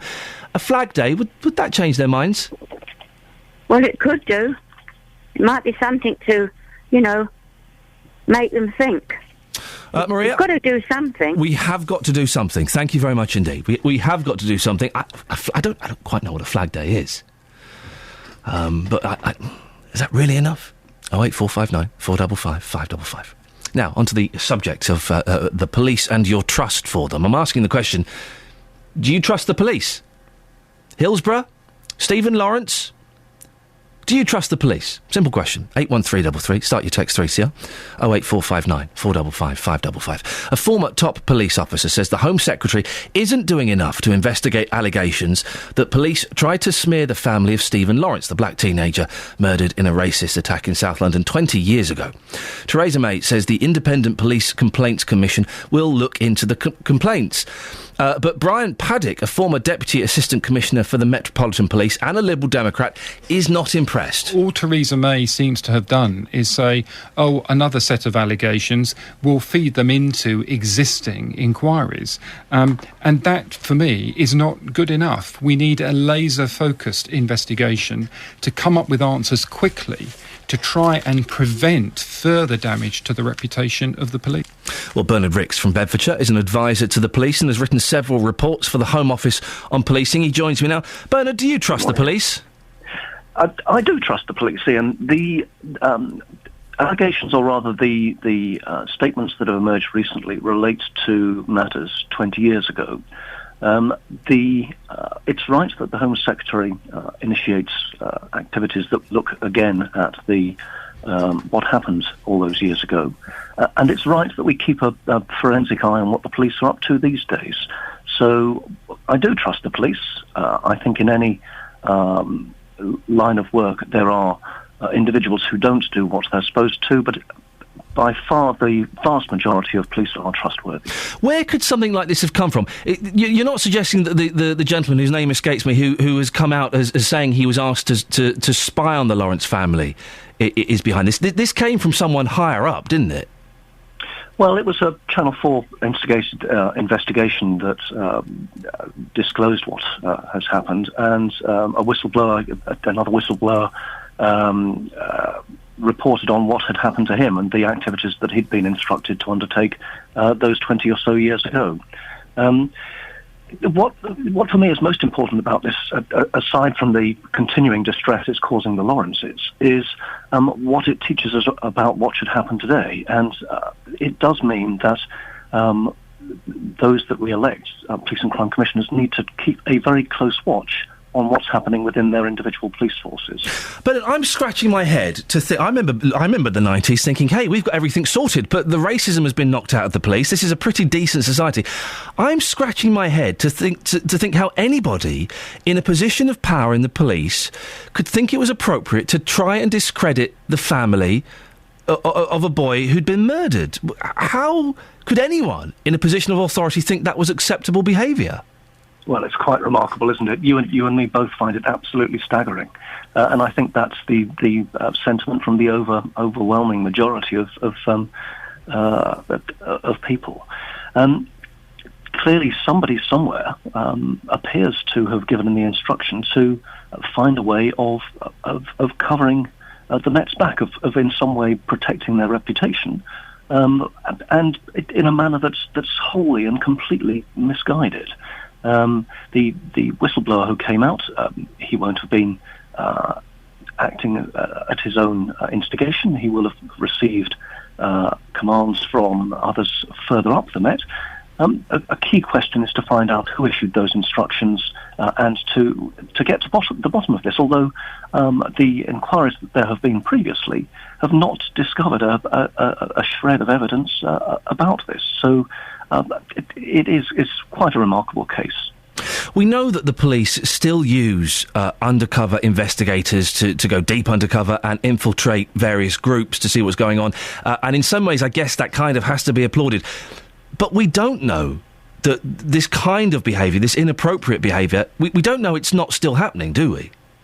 Well, the undercover work is important. It's very important for working to counter terrorism, for example, and for that reason, it will absolutely continue and needs to continue. But there needs to be very careful checks and balances on that, not just from the immediate senior officers, but also from an external scrutiny, and that's where, again, we used to have police authorities and the like. We now have police and crime commissioners, and in London, the Mayor's Office for Police and Crime, and it's these bodies that need to also take a keen interest in what police are doing, and the Independent Police Complaints Commission as well. Take a keen interest in what's happening. But I don't know if you've seen the front page of The Guardian, but there are more revelations. Peter Francis was the whistleblower in regards to the Lawrence case. There's now talk of another undercover copper, Mark Jenner, who was investigating, told to spy on a black family whose relative had died in police custody. With this, with the Lawrence revelations, with Hillsborough, people will be scratching their heads and wondering, can they trust the police, won't they? Well, each of those that you've mentioned is from 20 or so years ago. And if, as indeed it was concluded, there was institutional racism at the time, it's perhaps not surprising that there were several instances, some of which are coming to light even now. I don't think you can take from that what happened 20 or so years ago a direct line that the police remain behaving in that same way. I'm quite convinced that they're not. We're hearing stories. However, we need to trust what our police do, and therefore it's absolutely vital that the police respond to these allegations. And I think that comes out, if I may, in the Met Police's statement just a couple of days ago, where they actually said that, and this is in the Met statement, at some point it will fall to this generation of police leaders to account for the actions of our predecessors. That's an extract from what the Met Police has said. That's a recognition that there were, that in the past things have gone wrong, and it now falls to this generation of police leaders to demonstrate that police today are absolutely trustworthy. Bernard, thank you very much. Bernard Ricks from Bedfordshire, advisor to the police. Stephen Lawrence, Hillsborough, Front page of this, The Guardian. Let me just read a couple of paragraphs. Mark Jenner, an undercover officer, used the identity Mark Cassidy in the 1990s to penetrate the Colin Roach Centre, which was named after a 21-year-old black British man who died in the foyer of Stoke Newington. Revelations the other week, GCHQ, no, it's slightly different from the police. It's still an authority organisation, have apparently been monitoring our phone calls and emails. Well, simple question. Do you trust the police? 08459 455 555. Let's just go through that again. Stephen Lawrence, front page of The Guardian today, more undercover work to discredit black families. Hillsborough, GCHQ, what do I keep saying GCSE? GCHQ, monitoring our emails and our phone calls. Do you feel safe? Do you trust the police? 08459 455 555. You can send me a text, 81333. Start your text 3CR. Travel news for beds, cards and bugs. BBC Three Counties Radio.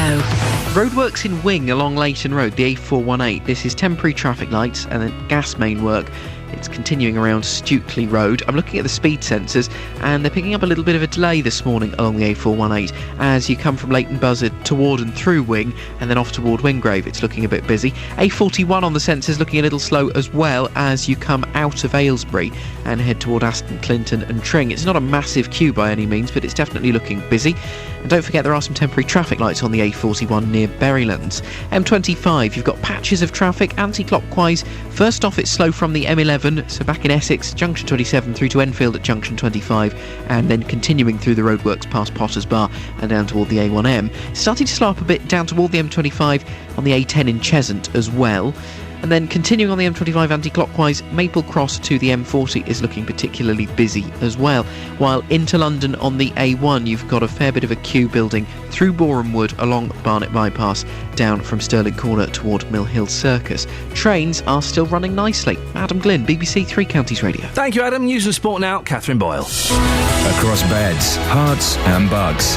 This is BBC Three Counties Radio.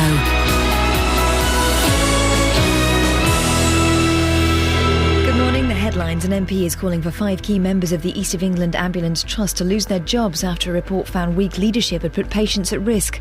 A post-mortem will be carried out today on the body of 11-year-old Rachel Thompson, who was found dead at her home in Bushey on Saturday.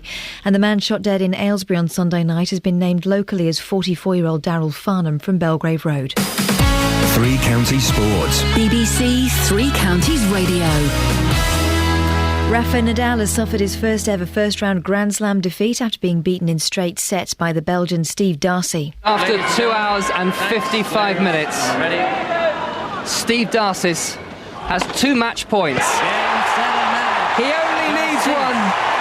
Steve Darcy of Belgium, 135 in the world, has knocked out Rafael Nadal. Novak Djokovic and defending women's champion Serena Williams play their first-round matches at Wimbledon today, as do Laura Robson, Heather Watson, Tara Moore and Dave Rice from the Gosling Club in Welwyn. He's playing along Sean Thornley in the doubles.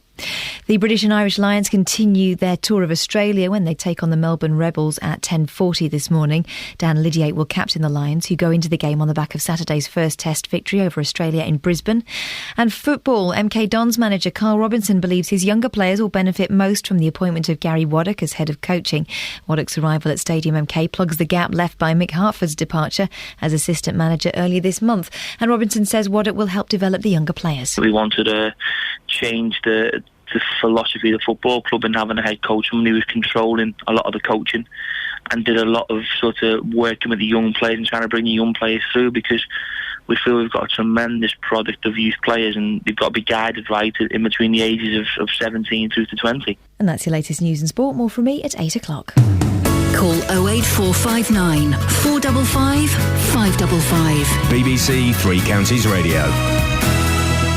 Morning, Iain Lee, BBC Three Counties Radio. Give us a call, 08459 455 555. Doctors, ambulance staff and police.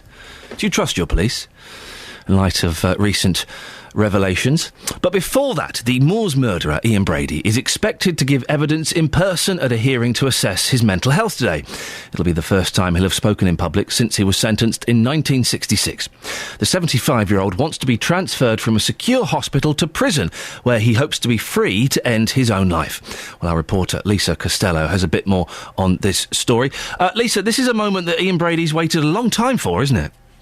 That's right, Ian, yes. Brady's really been pushing for this public hearing into his mental health since 2002. He believes very strongly he's not mentally ill and he wants to be transferred from hospital to prison. He's been held at Ashworth since 1985. As we all know, along with Myra Hindley, he killed 5 young people, burying them on Saddleworth Moor. But he insists he's not mentally ill, and he's been on a partial hunger strike for some years now to make this point.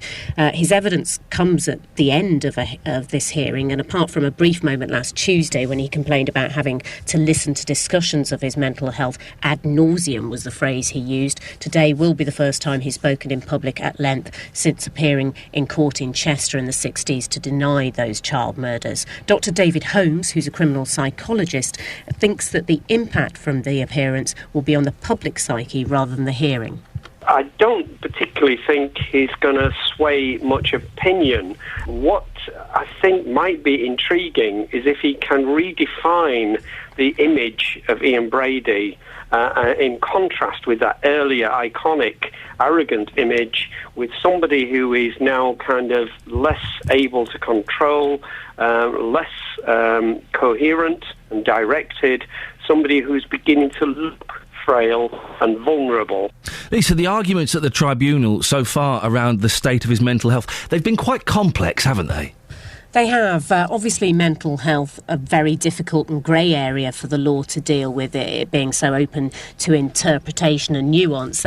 Brady's legal team argue that he has a severe personality disorder, but crucially isn't mentally ill, and they say that means he could be treated in prison rather than hospital. Ashworth have always maintained that Brady suffers from paranoid schizophrenia, and during the course of this hearing they've produced witnesses who've described behaviour that they say backs up their case.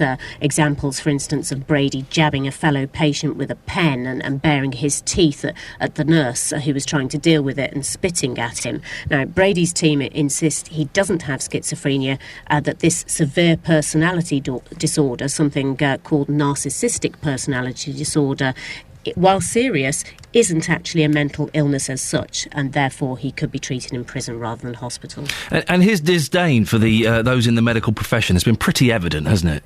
Yeah, it's there in the fact that he's refused medication and therapy since 2000. It's also there in some of the treatment of medical professionals we've heard about during the course of this hearing. It's also there when you look at the transcripts of some of the things he's said under interview and assessment by doctors. One of the people called by Brady's legal team, a specialist in psychiatric nursing, has said that he has a great abhorrence for psychiatry and that Brady has objected to what he described as the pathologising of his behaviour. The specialist said it was something which genuinely seemed to incense Iain Brady.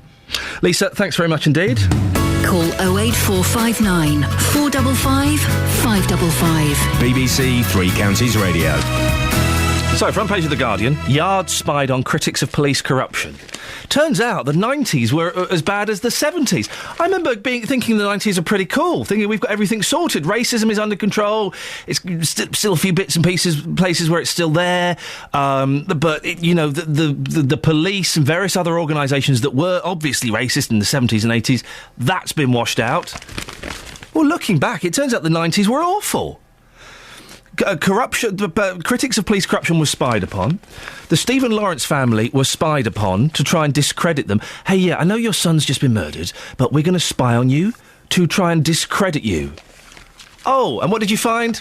Not a lot. We heard some rumours that maybe things weren't great in the household. Oh, is that the best you could do? Hillsborough was kind of revealed. The truth was finally revealed earlier this year. Do you trust the police? 08459 455 555. Dave's in Luton. Dave, do you trust the police? No. Tell me why. No. I don't trust anybody, not even doctors. They've got some power into their brains that they can do what they like on you, couldn't give a monkey's on you or your family type of thing. yet they can get away with it. I don't know what's going on, because these people are in power, but they think they've got more power, more life, better than you. Are you surprised by any of these revelations about the police that have come out in the last few days? No, I'll tell you what, there's got to be more. There's a lot of being hidden up, not just now, but past. There's a lot to be... if we were to know everything, these papers wouldn't be, 40 pages deep. There would be about 140 pages, because there's so much going on in this town and country of police corruption, doctors. You know, you read it the other day that a health chief offered a man whose baby died £3,000 to shut his mouth so he wouldn't get into trouble. I read that story. You can't go to these people and talk and think, I can trust him or I can trust her. You can't. Dave, thank you very much indeed. Sorry to cut you short there. We're going to squeeze in another call if we can. 08459 455 555. Well, Dave doesn't trust anybody.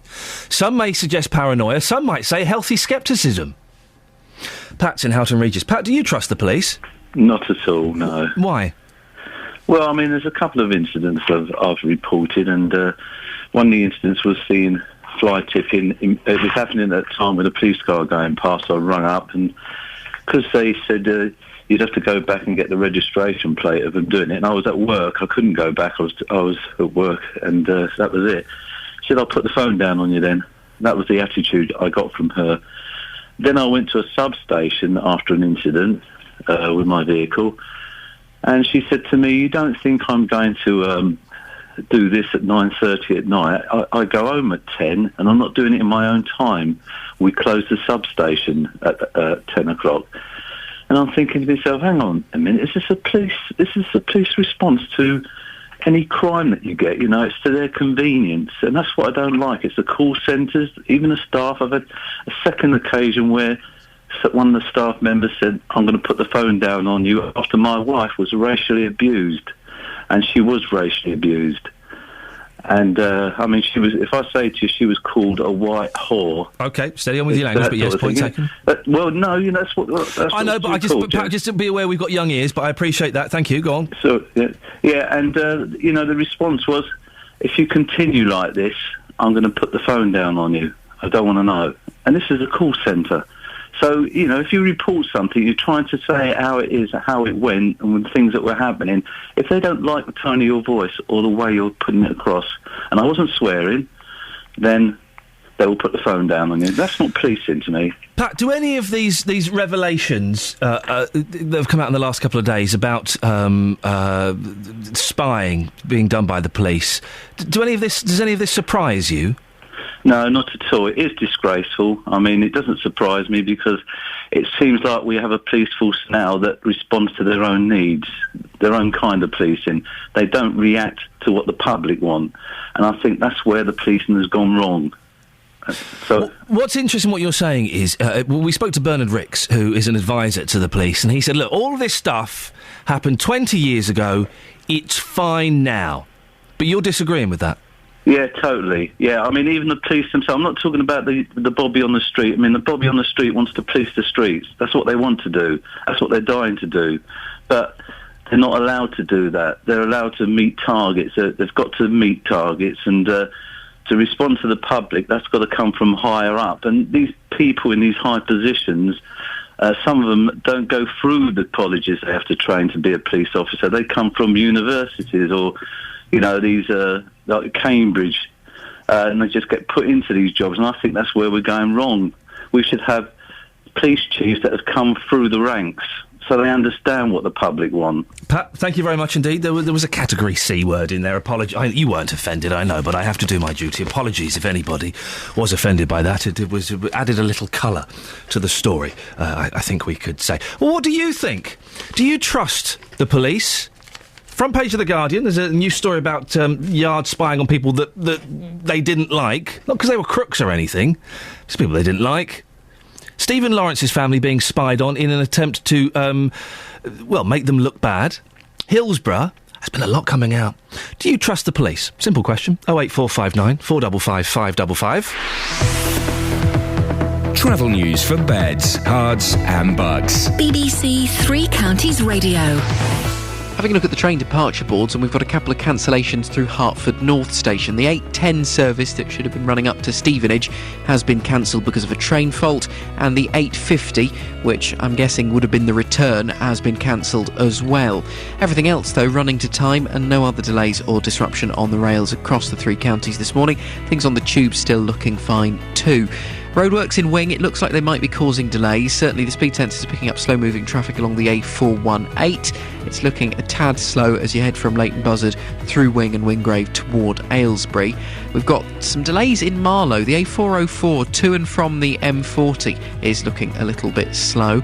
In High Wycombe, things aren't looking too bad yet this morning, though. Of course, we will keep an eye on things. The M25, you've got patches of traffic. M11 to the A10 is looking slow, junction 27 to 25. 15 or 20 minute delays now from the M1 round to Watford, junction 21 to 19, and it's also very slow from Maple Cross to the M40, and in fact it looks like it's starting to slow up onwards toward the M4 as well. Driving into London, the A1 through Boreham Wood, queues from Stirling Corner down to Mill Hill Circus. Adam Glynn, BBC Three Counties Radio. Right, 7:45, I'm Iain Lee. These are your headlines on BBC Three Counties Radio. An MP is calling for 5 key members of the East of England Ambulance Trust to lose their jobs after a report found weak leadership had put patients at risk. A post-mortem will be carried out today on the body of 11-year-old Rachel Thompson, who was found dead at her home in Bushey on Saturday. In sport, today at Wimbledon, Novak Djokovic and defending women's champion Serena Williams play their first-round matches.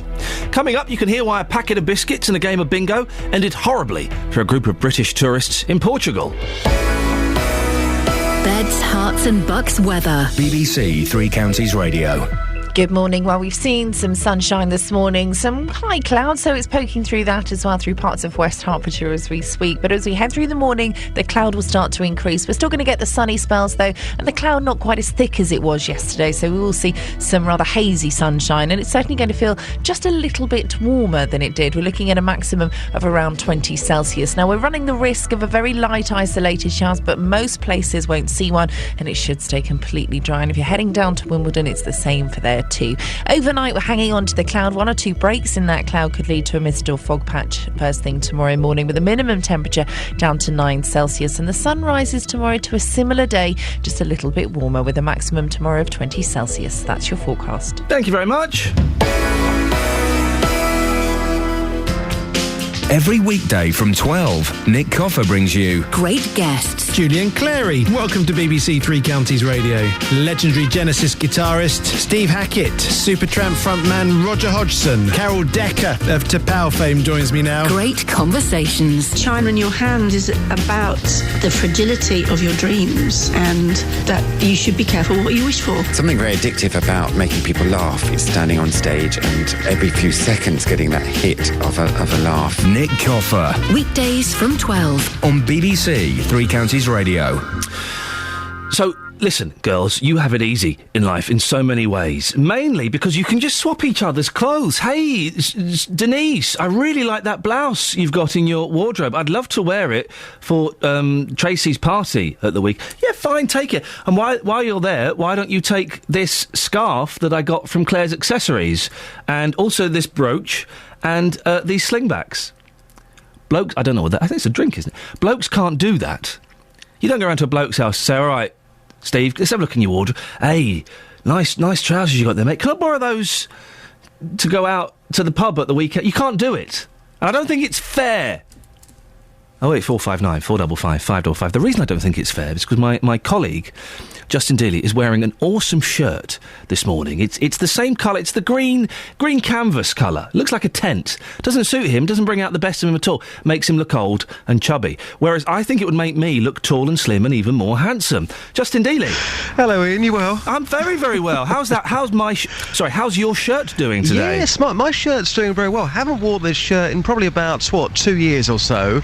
and today I was wearing it as almost a trial. I thought, shall I throw this thing out? I'll tell you what I'll do. I'll wear it once more, and then I'll make my final decision. But of course, you saw it this morning, and you want it big time, don't you? I do. I want you to give it to me big time, Justin. Yeah. So you want to borrow my shirt? Yeah, I literally want to have the shirt off your back. Well, this all depends, OK, because I'm now in Luton Town Centre. We are taking this one to the streets. The big question of the day, is it ever acceptable for men to share clothes? Should I let you, Mr. Iain Lee, borrow my green khaki shirt? If the people of Luton say yes, Iain, you can take it and do what you want with it. Don't tempt me.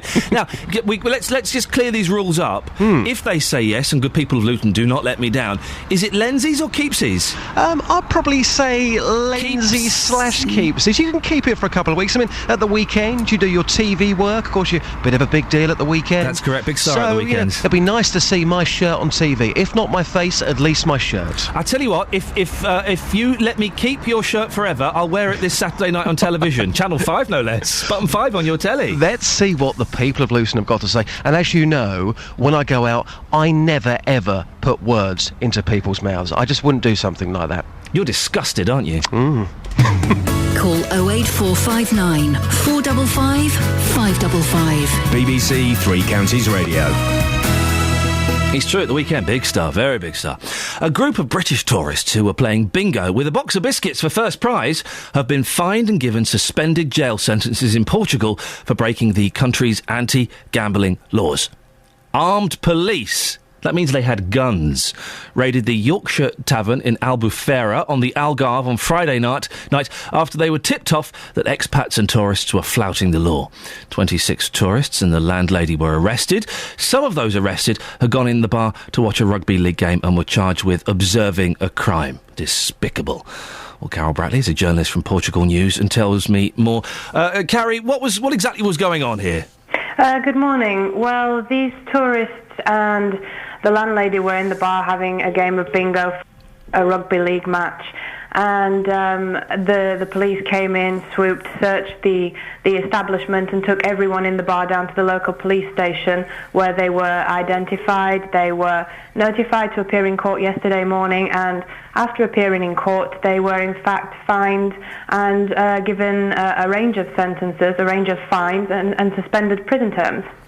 So let's clear up a few things. Were these police that swooped down on this boozer, were they actually armed police? Not from what I've gathered, from speaking to the people who were there. Nobody's actually told me. There have been observers that say that they were armed, but this seems to be second-hand information. Okay. Those who were there did not say. Actually, they said they weren't armed. And so what sentences and fines have been imposed on these people? There's been a range of fines. Those who were simply there to enjoy a pint and to watch a game of rugby, who had no involvement whatsoever in the bingo, they were fined €150 plus a 3-month suspended jail sentence. The people who were actually playing bingo were fined a €300 fine and given a 3-month suspended sentence. And the landlady was given a €700 fine and a 4-month suspended sentence. And her business partner, Antonio Cardozo, was given a €500 fine plus a 4-month suspended sentence. So let's just get this right. If they get caught doing this again, they could go to prison. I'm not quite sure that would actually be the case. If they were to be caught doing this again within the 4-month suspended sentence term, the implications could be more serious than what they would have been, for example, yesterday. What biscuits were they playing for, Carrie? Very expensive ones, apparently. We don't have the brand. That, unfortunately, has remained a mystery. Okay. It's a highly kept secret, but I do believe they were very nice biscuits and well worth the game. Let's be honest, the Continentals are bonkers, and I can say this because my wife is half Greek. In Greece, they have mental laws. Do you remember those plane spotters that were facing very long sentences because the Greeks have no concept of no concept of plane spotting? This sounds like a similar thing to that, Carrie. Does this kind of thing happen often in Portugal? We did have a similar incident in 2010 when a bar in a nearby village was closed down because it was found the patrons within were betting on horses. However, of this genre and this scale, where 28 people have landed in court particularly foreigners, for a game of bingo. This is unprecedented. However, the police have said that to have games of this nature, to which they consider gambling, to gamble in an establishment, you do need a licence. And from what they said in their statement, the Yorkshire Tavern did not have the appropriate licences for that effect. I suppose some people could argue, Carrie, that if you're breaking the law in a country, tough, then you've got to abide by the laws and regulations and the punishments handed out. There are many observers who would agree with that. It's, in that view, it's quite simple. You need a licence to be able to hold these games. This establishment did not have one, and even though the money exchange in hands was minimal, it was a nominal fee just to partake in the game and to be able to buy more biscuits for the next one. It was, in fact, it is a lawbreaker. Gary, listen, I appreciate your time. Thank you very much for speaking to us. Call 08459 455 555. BBC Three Counties Radio. Right, let's have a quick look at the front pages of the... oh, I see, yes, it is, definitely. We missed out, thank you. We missed out 3 of the newspapers earlier on. Shall we have a look? Yes. Hey, a multi-millionaire prince is going out with a girl. Wow, that's the front page of the Daily Express. New royal romance. Harry and Cressida are so much in love. And they can tell that because there is a picture of them not looking at each other. That's how they know.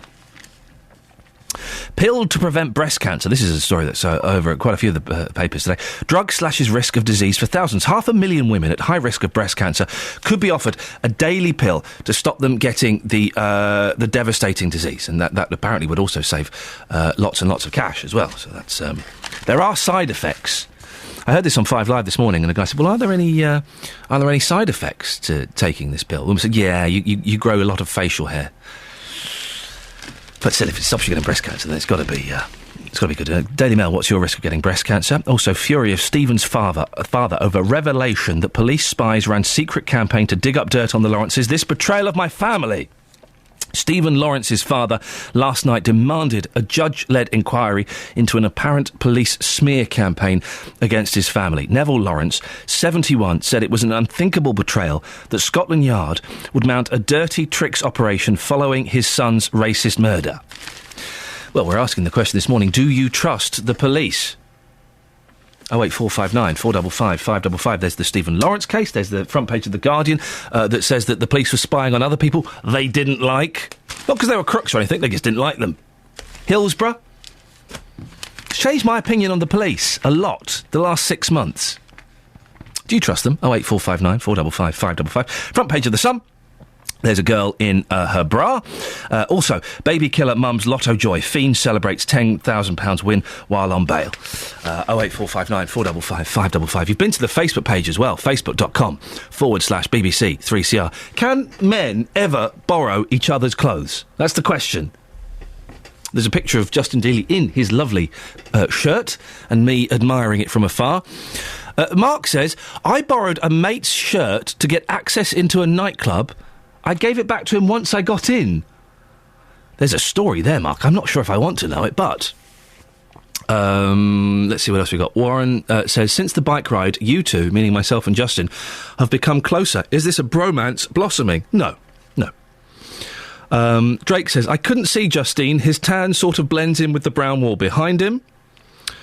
Oh, for goodness sakes, then we've got, like, Ree and Ital and loads of other people just perving over JD. For goodness sakes. Up close, he's nothing special. The only reason he looks so good is because we have to take 12 pictures, use the flash and Instagram it. In real life, he's flipping horrible. What else have we got? Men sharing clothes, says Tim. Men know what other men do in their clothes, which is why it doesn't happen. What does that mean? Oh, Denise, for goodness sakes. OMG. Justin Dealey is a hottie. Where has he been all my life? I feel a new restraining order coming on. Place his left hand in crook of elbow and raise his right foot. Oh, for goodness sakes. Why has no one said anything nice about how I look as well? I'm cute. Travel news for beds, cards and bugs. BBC Three Counties Radio. You're a very handsome man, Ian. Thank you, Adam. Okay, no problem. Incidentally, all of these calls and texts, it's pure filth, isn't it? Utter filth. Nasty. M25, anti-clockwise, you've got slow-moving traffic from the M11 round to the A10. Through the roadworks is looking slow past Potters Bar. And then you've got delays again from the M1 to Watford, about 15 or 20 minutes worth of traffic. Maple Cross to the M40 and down toward the M4 looking busy as well. The A404, Marlow to High Wycombe looking busy. You've got delays on the A414 at the Park Street roundabout. It's looking a little slow in London Coney too. Everything along the A418 in Wing and Wingrave looking a little bit busy this morning. It could be the roadworks. Looks like a queue starting to build on the A6 southbound on the approach to Barton-le-Clay just before you get to the bypass. Hitchin looking a little bit slow on the A602. And along the A1M, maybe the hint of a queue building as you go past Stevenage on the southbound side. It's also looking slow on the A414 in Hertford. Trains and tubes, though, running well. Adam Glynn, BBC Three Counties Radio. Thank you, Adam. Last hour of the show. Do you trust the police? Simple question, yes or no? 08459 455 555. On FM, AM, online and digital radio. This is BBC Three Counties Radio.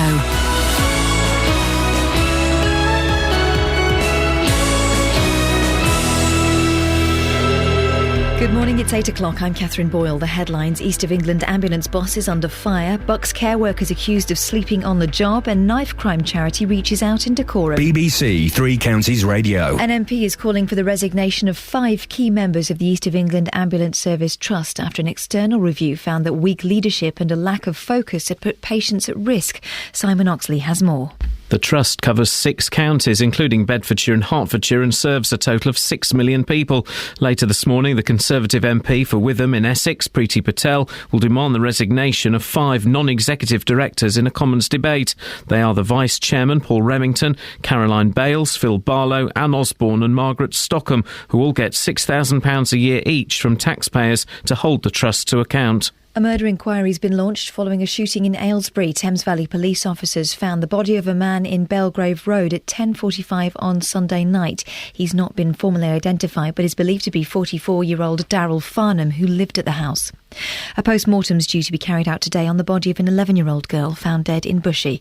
Rebecca Thompson was found at her home address in Homefield Road on Saturday lunchtime, as Gail Sanderson reports. Police are still waiting to question a 52-year-old man believed to be her father, who was seriously injured in a car accident early on Saturday morning. He's in hospital. Rebecca was a pupil at Sacred Heart Primary in Bushey. Yesterday, her head teacher, Rita Cooper, described her as a lovely, hard-working girl who is looking forward to secondary school. A jury will continue its deliberations today in the case of 2 care workers accused of neglecting 19 residents at a home in Buckinghamshire. 56-year-old Titilayo Ajala from Fishermead in Milton Keynes and 41-year-old Henrietta Afai from Derby denied the charges. It's alleged that the managers of the Westlands home in Olney found the 2 workers asleep in August 2011. The residents' personal alarms had been disconnected. The Health Service Advisory Body, NICE, says women with an increased risk of breast cancer should be offered medication to prevent the disease. It believes around 500,000 women in England and Wales could benefit from taking drugs like tamoxifen as an alternative to a mastectomy. A knife crime education programme will be rolled out in schools in Berkhamsted, Hemel and Tring from September. They'll be visited by representatives of Billy's Wish, a charity set up in memory of 21-year-old Billy Dove, who was fatally stabbed in Hemel Hempstead in 2011. His father, Paul Dove, says it's time to reach out. There's going to be a few who don't want to listen, who are not interested in it, but hopefully the others can sort of put into them that it is important and to get them on board, because it is a serious thing to carry a knife, because with a knife it does kill. Sport now, and at Wimbledon today, Novak Djokovic and defending Novak Djokovic and defending women's champion Serena Williams play their first round matches, as do Laura Robson, Heather Watson, Tara Moore and Dave Rice from the Gosling Tennis Club in Welling, who's playing in the men's doubles.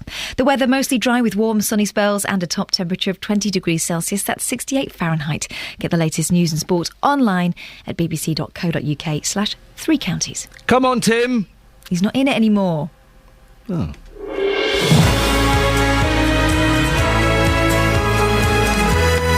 Morning, Iain Lee, BBC Three Counties Radio, guiding you through the next couple of weeks. I can make this a Wimbledon free-ish experience. Although saying that, Justin Dealey has roped me in to go and play tennis with him in St Albans. it's going to be a painful and tedious experience that we'll record and make an interesting and fun package for you to listen to. Here every weekday morning between 6 and 9, coming up before JVS. A new initiative was launched last night in Hertfordshire to promote knife crime awareness. Well, Justin Dealey was there and we will have the latest. Plans are being proposed that would change when you could visit your doctor. Would you like to be able to see your GP at the weekend? And in light of the recent revelations about the police monitoring Stephen Lawrence's family and other revelations on the front page of The Guardian this morning, do you trust the police? Facebook.com/BBC3CR. You can send me a text, 81333, start your text 3CR, or you can give me a call, 08459 455 555. Across beds, hearts and bucks. This is BBC Three Counties Radio. Talking about knife crime this morning, it's because a programme to teach children about the dangers of carrying knives has been launched in Hemel Hempstead. The Anti-Knife Crime Education Programme will be taught in schools in the Hemel, Tring and Berkhamsted areas from September this year. It's the work of the charity Billy's Wish, set up in memory of Billy Dove, who was stabbed to death in Hemel in 2011. Well, Justin Dealey was at the launch last night. Justin, you spoke to Billy's family. You've also been speaking to the Kinsella family who were there. They lost their son to knife crime back in 2008, didn't they? Yeah, their son Ben, 2008, the age of just 16, so even younger than Billy, of course, who was 21. I spoke to Billy's dad, Paul, and he said that every day for him and his family, it is a living hell, and quite simply, they don't want anybody else to suffer like they've been suffering for the last 2 years, and of course that suffering will continue for them. The Kinsella family were there as well. I spoke to George Kinsella, and after watching the videos, he says this latest initiative in decorum will save lives. I think they'll make a huge difference to knife crime and making young children and young adults aware of the dangers and consequences of knife crime. I think it's a really good idea that the Billy Dove Trust have come up with.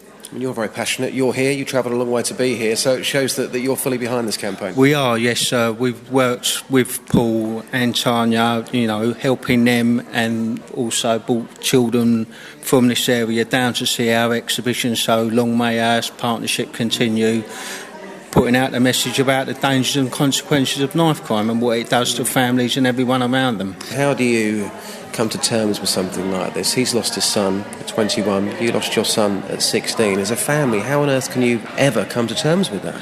I don't think you ever do. I think it's something that you carry with you for the rest of your life. I know I will, and I'm sure Paul does as well. It's just a terrible tragedy, and this is, again, what I say, that the more people know how much it affects everybody around, involved in the family and their friends, maybe they'll think again about carrying knives and the dangers of it. Well, that was George Kinsella, the father of murdered teenager Ben Kinsella, speaking to our reporter Justin Daly. Joined now by Alison Room-Gifford, who is Assistant Chief Constable with Hertfordshire Police. Good morning, Alison. Do you think this programme for educating children about knife crime is a good idea? I do, Ian. It's something really, really positive. It's a very ambitious preventative campaign, basically, about educating young people, mostly between sort of 12 and 17, around the dangers of carrying knives and what could happen if you were to be involved in knife crime. But better than that, it's giving them somewhere to go. If they want to talk to a safe adult, it's giving them confidential lines, and really giving them the tools to actually deal with concerns, any problems, any information that they have. So yeah, I'm really, really, we're really pleased to be involved in the campaign. We support it wholeheartedly, and I do think it will make a difference. Yeah. Alison, tell me more about these lines. When are they open, and who will they be speaking to? Well, it's an organisation called fearless.org. They are part of Crime Stoppers, effectively Crime Stoppers for young people. But one of the issues around that the campaign is trying to highlight is if you have information, if you think something bad's going to happen, it's about what you could do with that information, who you might be able to go to in terms of a safe adult, if you don't want to talk to your parents, where else you might go. And as I say, a way of actually giving completely anonymous anonymously information about something bad that young people think might happen, someone carrying a knife. And really, if we can prevent one Billy Dove, one Ben Kinsella, this programme will be a huge success. Oh yeah, I mean, 21-year-olds and 16-year-olds being stabbed to death is tragic. They are just kids, and it is ridiculous. My fear is, though, Alison, that the DVDs being shown in schools. I mean, this is me being completely cynical. Maybe this is inappropriate, but DVDs being shown in schools by teachers are 13, 14, 15-year-olds that could potentially be involved in knife crime. Are they actually going to listen? I think the way the DVDs have been put together, I think the involvement of Billy Dove's family, I think they are very impactful. I think they do make people stop and think. It's not a finger wagging. This is about, these are the choices you have and these are the consequences. And what we do know is that, a percentage of the murders that happen across the UK involve knives. What we do know is young people start carrying knives, mostly between the ages of about 14 to 17. It's knives being out there and being accessible that creates the problem. It's, Billy Dove was killed because someone chose to carry a knife. Mm. Alison, appreciate your time. Alison Room-Gifford, Assistant Chief Constable from Hertfordshire Police. We can talk now to Tyler Smith, who is the nephew of Billy and is also a close friend. Morning, Tyler. Hello, how's it going? Yeah, good to talk to you. Thanks for coming on. You've taken part in these videos, I believe. Yeah, I have, yeah. What's been your involvement? Just talking about the consequences of knife crime and trying to get a point across to all the young kids out there that you don't have to do it. It's not peer pressure. You've got to think about the actions, the consequences, what's going to happen in your family, the victim's family, and just really the consequences of carrying a knife. Just that one moment can affect so many people. How has Billy's death affected you, Tyler? When did you find out that he'd been murdered? I found out, not long afterwards, a couple of hours after the accident happened, or the incident happened. And it's just affected the whole family, really.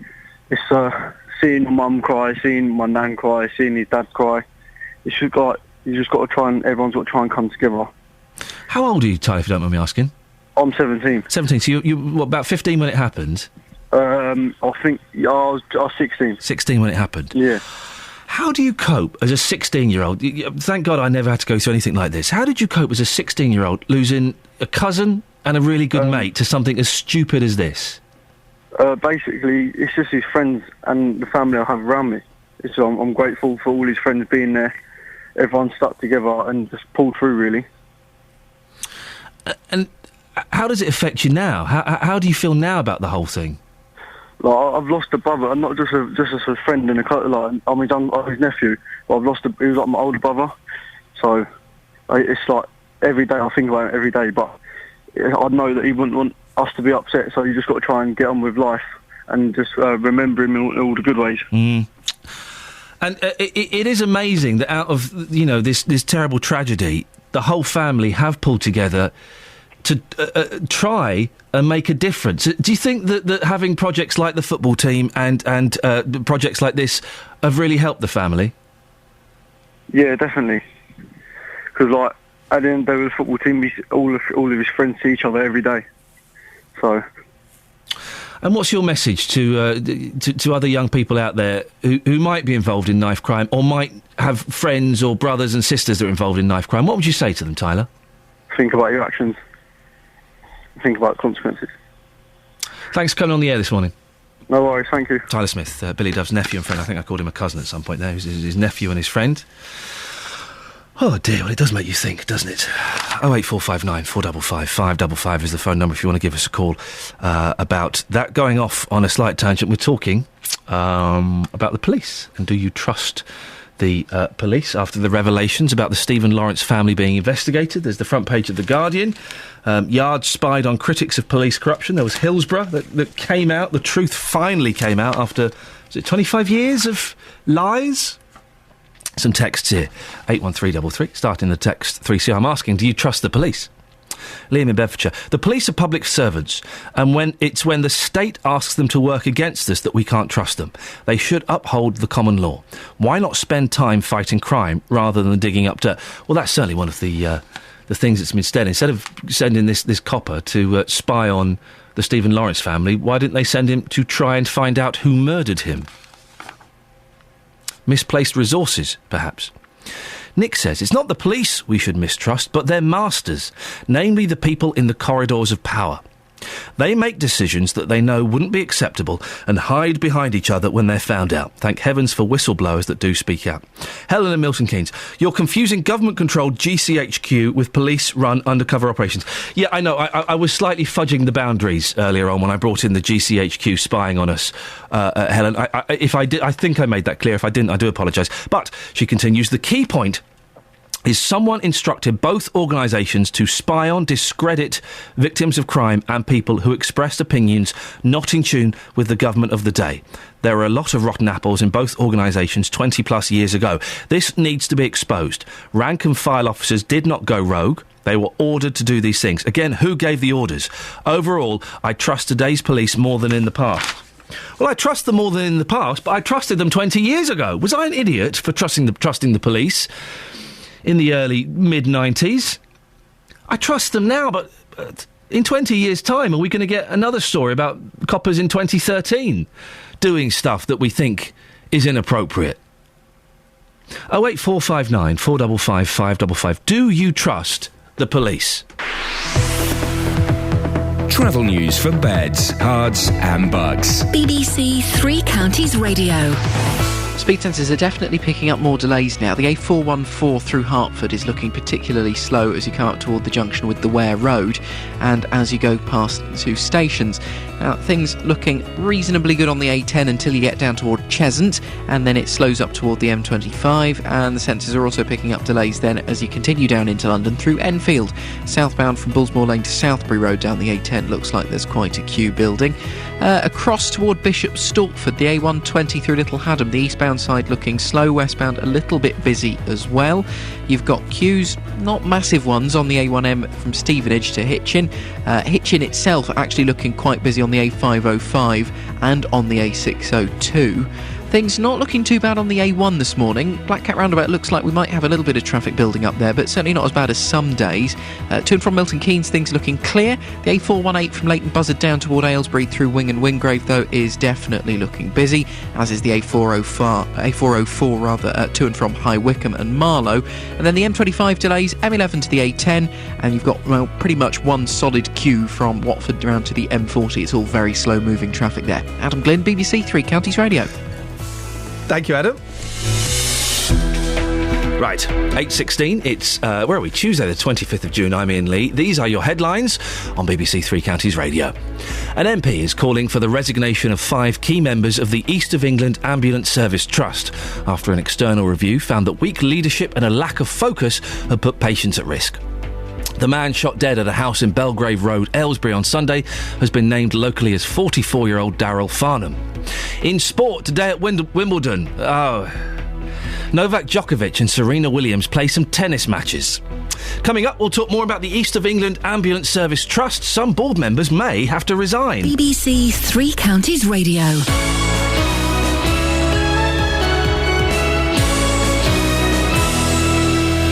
Weeknights from 7, Mark Forrest. Good evening, Joe. Good evening. Let's talk to Lynn. What's your story? Is there life after the armed forces? They've got fantastic skill set. City Street is great. Fruit, veg, you're telling me the best thing about your local market. It's inexpensive but quality products that's grown locally. How has adoption affected your family? He always says to me, she is my birth mother, but you're my mum. Mark Forrest. Weeknights from 7 on BBC Three Counties Radio. Well, it turns out we have very, very little in common. There's a surprise. I've bared myself to you, and you have judged me. And when I asked if that judgment placed me higher or lower than previously, you said lower. And now you're giving me disdainful looks because I think tennis is a bore and a chore. Well, I'm not a sports fan, but I can't agree with you with your hostility to Wimbledon. I mean, Wimbledon is just wonderfully British. But you see, the only thing you've given me that you like about Wimbledon is the noise. Yes, I like the noise. I'm not really interested in tennis, but if it happens to be on the TV and you hear, the sound of Wimbledon, there's something summery about it. I feel like cracking open the Pimm's and soaking up the rays when I hear the sound of Wimbledon. It's tedious. It's dull. What channel is Neighbours on? I don't know, but everything switches channel. It's Channel 5 now. They bought that a couple of years ago. I had that told to me yesterday. But they just switch everything around. Really? Yes. Press your red button now to see what's happening on Court 37. No. I'm not going to do that. I'm going to take my red button out and throw it in the bin. I'm never going to press it again because of you, Tennis. Put it in the kitchen sink. I will say this. I made... Don't tell that story on there, will you? I won't. No, I will. This was a few years ago, okay? And the gentleman will back me up on this. A few years ago, I lived in a flat where the toilet was a significant distance away. Oh, no. The kitchen was right next door to the living room. If I was up at 1 o'clock in the morning having a cup of tea and, I don't know, playing Xbox, watching a movie, reading a book, writing a dissertation on something, I don't know, then to save time... Instead, I don't think this is this bad.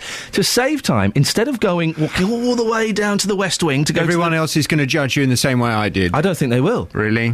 Instead of going to the bathroom, I would sometimes do a wee-wee in the kitchen sink. I would flush it away with... Look at your team! What? See, I judged him. It's disgusting, isn't it? You've gone down in my estimation. That's Kelly Betts judging me like that. It must be bad. Exactly. Because she's filth. That is a disgusting thing to do. I would wash it away with warm water to disinfect the sink. It's just a sink, for goodness sake. It's not like I was doing it in people's cups. You are. Oh, that's awful. I have not done that for several months, I promise you. And I've only done it in this building once. If there were dishes in the sink, I would move them to one side. That is just awful. Everyone, Beds, Hearts and Bucks, is judging you. Yeah, they are thinking, well, at last, someone who's speaking out for us. Someone who's saying what we've all been thinking. You won't find anyone else this morning who's done that. 08459 455 555. You won't find them. Look, you see... Look at the phone lines. No one's backing you up. People are just coming up with their fake names to use to phone up because people are scared of this prejudice against us sink users. Ooh. Did you at least put a little bit of disinfectant around after and give it a scrub? Oh, my word, you didn't. You just ran the hot tap. What's on your show this morning? Coming up this morning on the Big Phone-In at 9, I'm asking, are you confident the police are no longer racist? A former undercover officer says he was asked to smear the family of murdered black teenager Stephen Lawrence to protect the police from criticism. 4 years after Lawrence was killed, High Court Judge Sir William Macpherson was asked to investigate the police. His report accused them of institutional racism. Institutional racism is defined as the collective failure of an organisation to provide an appropriate and professional service to people because of their colour, culture or ethnic origin. In short, the police were racist at that time. Well, that was, of course, a long time ago, and they say that things have changed. Well, from 9 this morning, I want your views. Are you confident the police are no longer racist? Here's the number, 08459 455 555, and as soon as Iain finishes, I'd like your calls on that. Call 08459 455 555. BBC Three Counties Radio. 08459 455 555. Every time I do this show, I give a little bit more of me than perhaps I should, and for that I can only apologise. Right, the ambulance service that covers Beds and Hearts were discussed in Parliament today.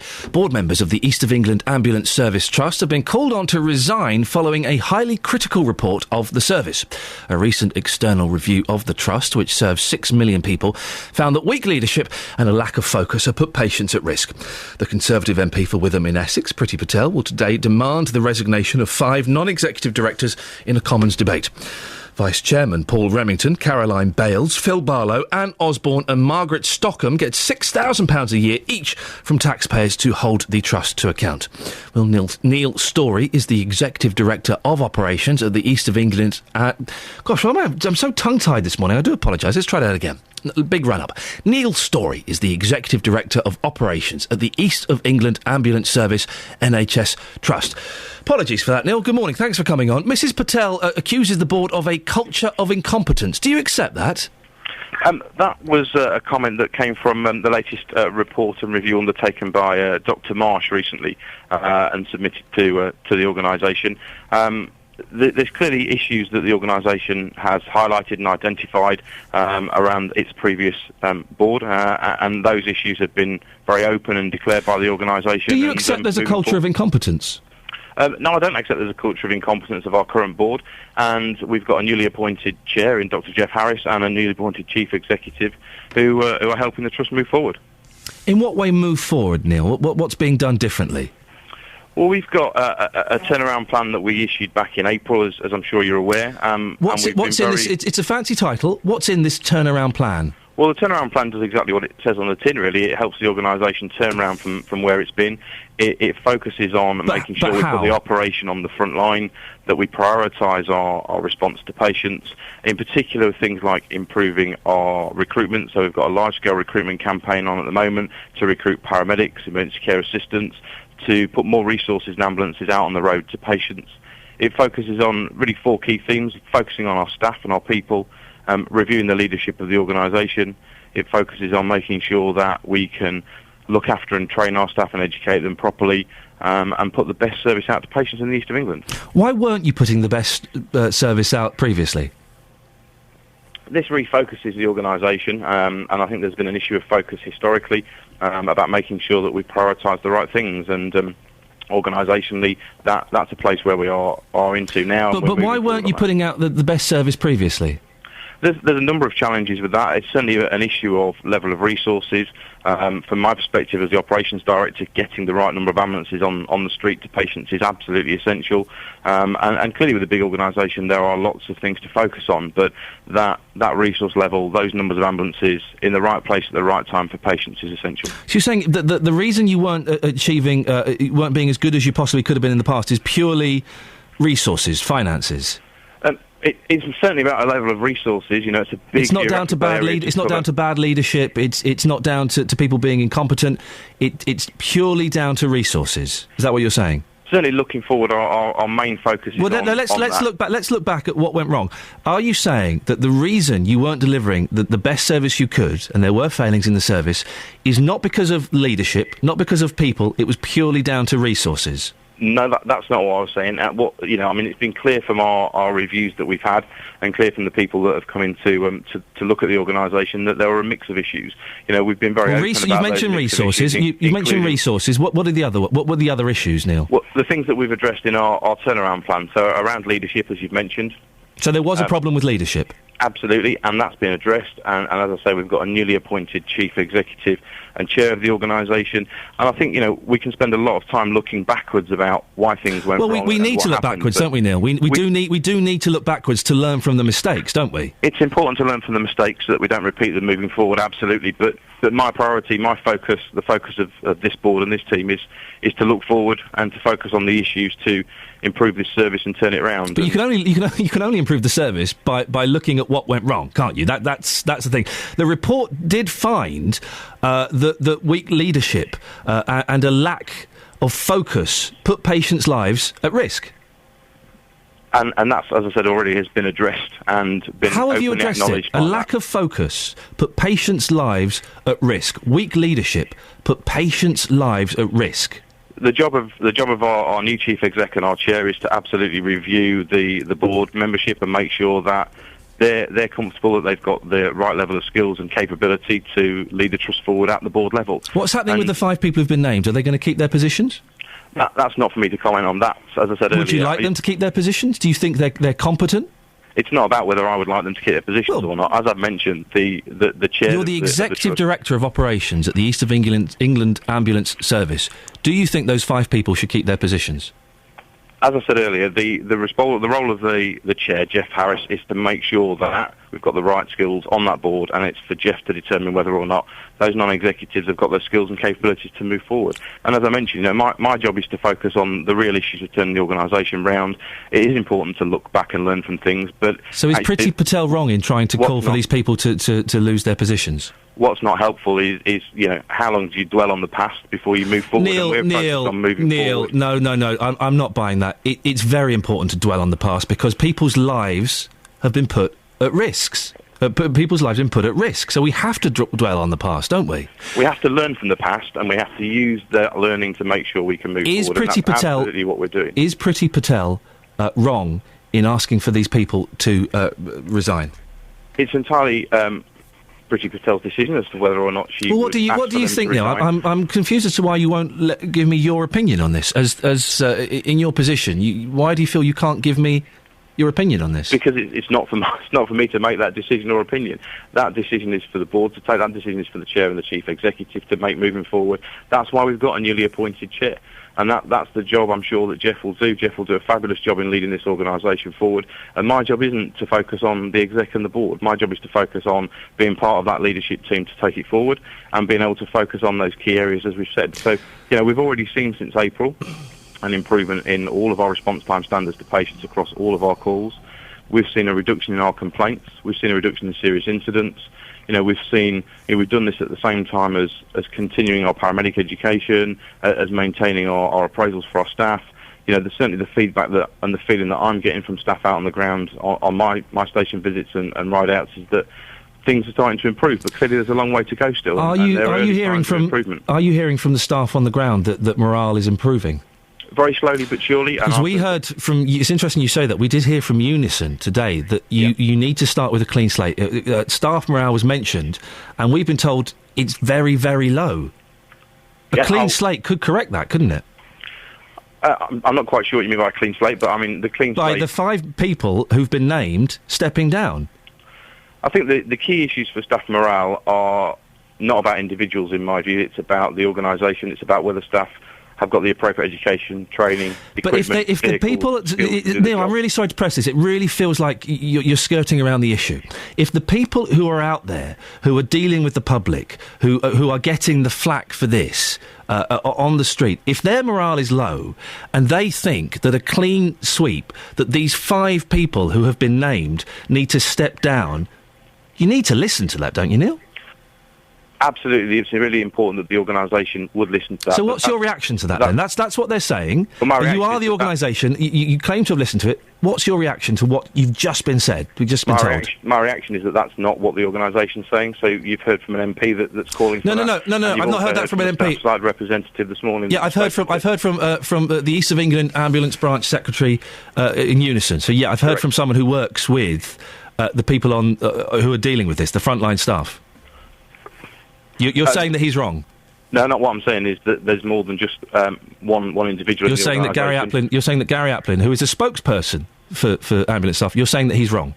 I'm saying that Gary's entitled to his opinion. But it's not his opinion, it's the opinion of the people he represents, isn't it? So are you saying that Gary Applin from Unison is wrong? No, I'm saying that my experience from talking to our staff that I've spoken to recently is that their focus is on the key issue of the organisation. Their focus is on whether or not they're getting their training.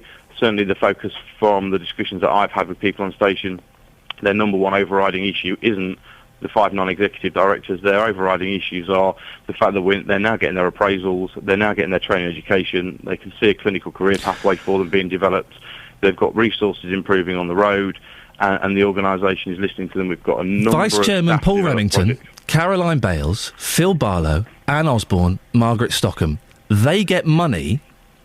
And it would seem they get money from the taxpayer. It would seem they've not been doing their job properly. Are you happy with that? All non-executives clearly get money from the taxpayer. Are you happy with them being paid for not doing their job properly? It's right that non-executive directors receive remuneration, and as I said before, it's the responsibility of the chair to decide whether or not those individuals have done their job properly. OK, Neil, we have to end it there. Thank you very much. Neil Storey, Executive Director of Operations at the East of England Ambulance Service NHS Trust. Travel news for beds, cards and bugs. BBC Three Counties Radio. On the trains this morning, there are no delays or problems reported. Tubes into and out of London running well. A couple of issues on the roads. In St Albans Main Avenue, we're hearing reports it's been blocked by a burst water main between King Harry Lane and Claudian Place. This is apparently near Waitrose, and it was Anne who gave us a call, so thank you, Anne.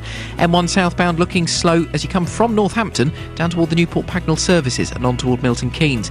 Continuing on the M1, if you're coming in toward London, Bricketwood to Watford looking quite slow, junction 6 to 5. M25, stop-start from the M11 to Enfield into the roadworks, and then it's quite slow from Watford right the way through to the M40. Then into London on the A1 through Boreham Wood, there are delays Stirling Corner to Mill Hill Circus, and the A10 through Enfield is queuing from Bullsmore Lane to Southbury Road. Adam Glynn, BBC Three Counties Radio. Adam, thanks very much. 8:33, a little bit later than usual. Let's get the news and sport now. Here's Catherine Boyle. Across beds, hearts and bucks. This is BBC Three Counties Radio.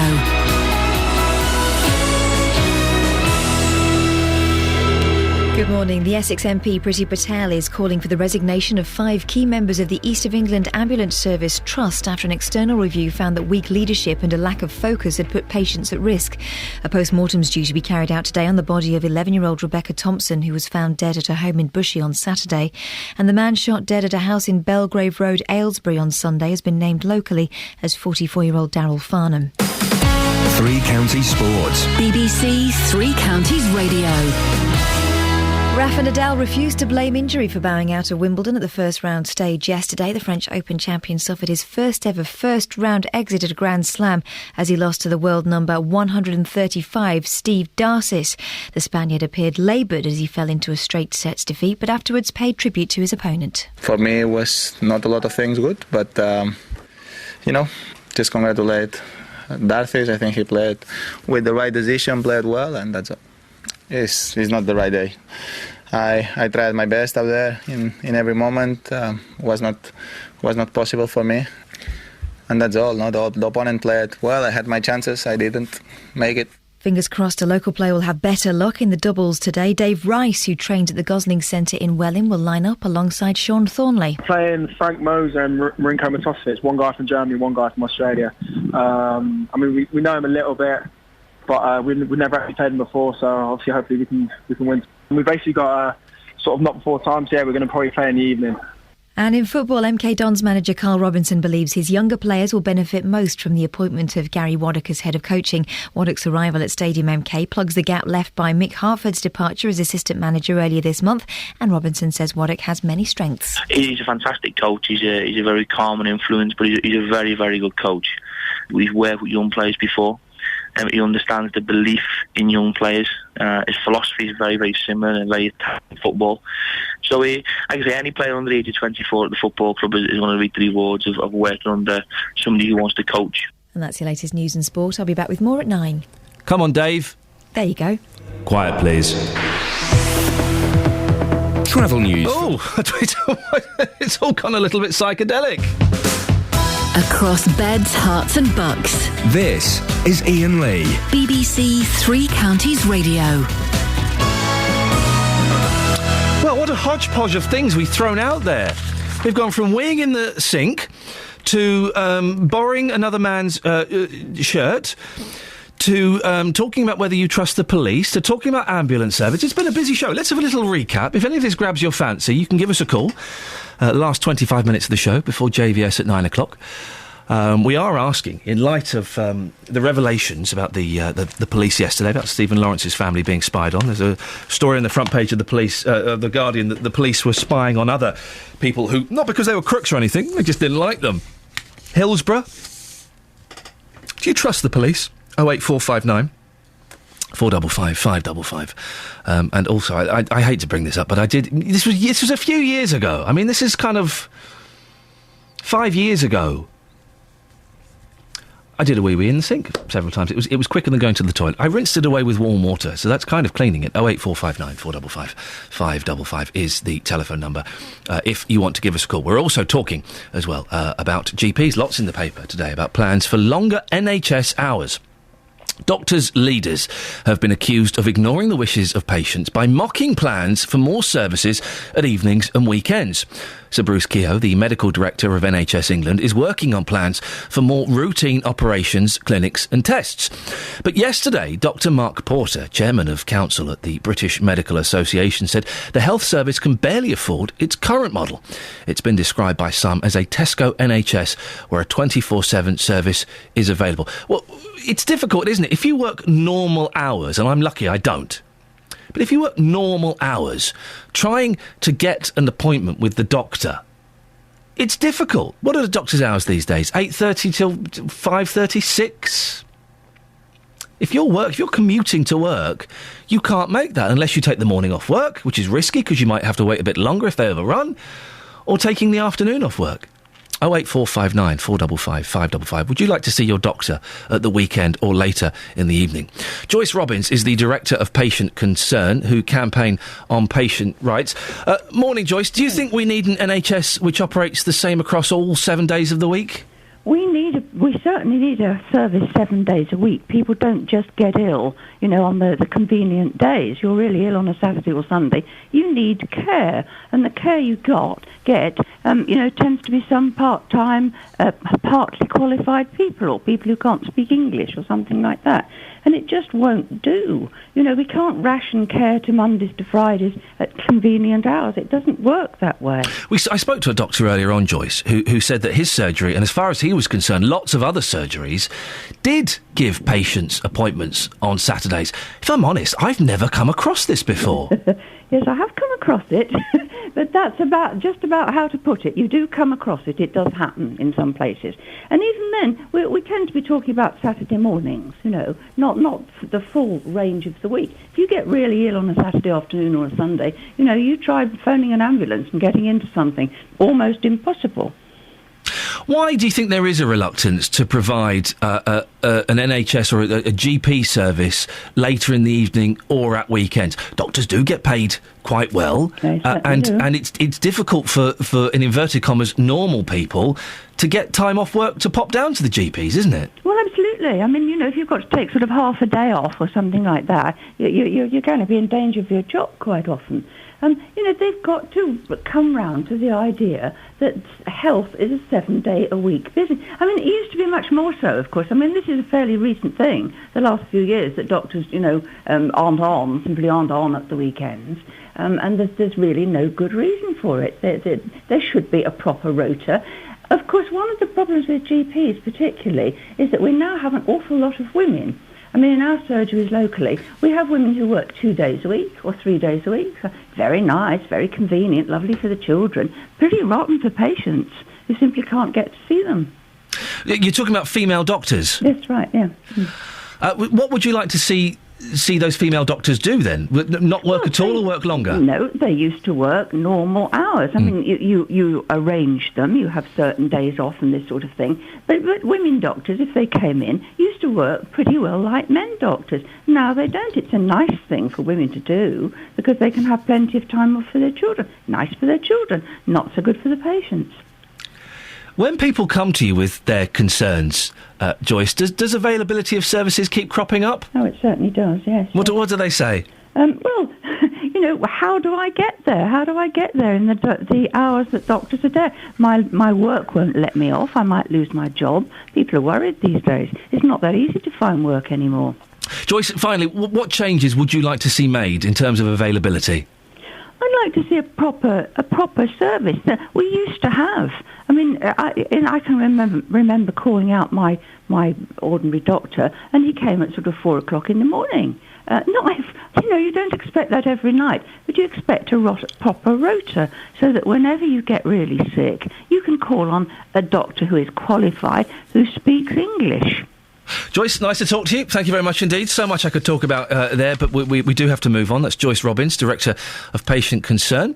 They campaign on patient rights. It is... I remember... being able to call the doctor out of hours and he'd come round. I remember having I go on about my migraines. How old was I? This was probably I was 22, about 18 years ago. Just having one of the worst migraines ever. Oh, it went on for days. It was awful. And my then girlfriend called a doctor up about 11:30 at night. He came round. He gave me a shot of morphine. Oh, thank you, sir. Sing hosannas. Can't do that. There's 111 now, isn't it? You go through a checklist, you're talking to someone on a phone system, computer system, and they say, yeah, maybe you should pop down to A&E. OK, nice one. 08459 455 555. Sorry about this, but I have revealed a little bit of myself that in the past, and I would do it again if I had to. If I had to, I'm not ashamed. I have urinated in the kitchen sink. Well, Carl in Bedford says, Iain, I've done the sink thing. Too, is to get to the bathroom, I had to go through my mate's bedroom, so use the sink so I didn't wake them. Sensible, polite, charming. Morning, Iain. My brother-in-law, Bob, used to wee in the kitchen sink all the time, says Sue in Welwyn Garden City. It's not that unusual. It's disgusting, I'll give you that. OK. But it happens. tomorrow, I promise, is going to be a wee-free show. Absolutely promise. That's going to happen. Quick look at the front pages. Oh, no, tell you what, let's look at the Facebook, shall we? We've not been on Facebook for a while, and I do appreciate all of your comments that you leave on the Facebook page, and they do all get read at some point. Trust me, we have to read them, because we get some naughty ones put up there, and we have to censor them. So they do all get read at some point, even if they don't get read out on the radio. I make sure that they get looked at. Let's talk about this. Is it ever acceptable for men to exchange clothes, to lend each other clothes? It seems to be okay for women, but not for men.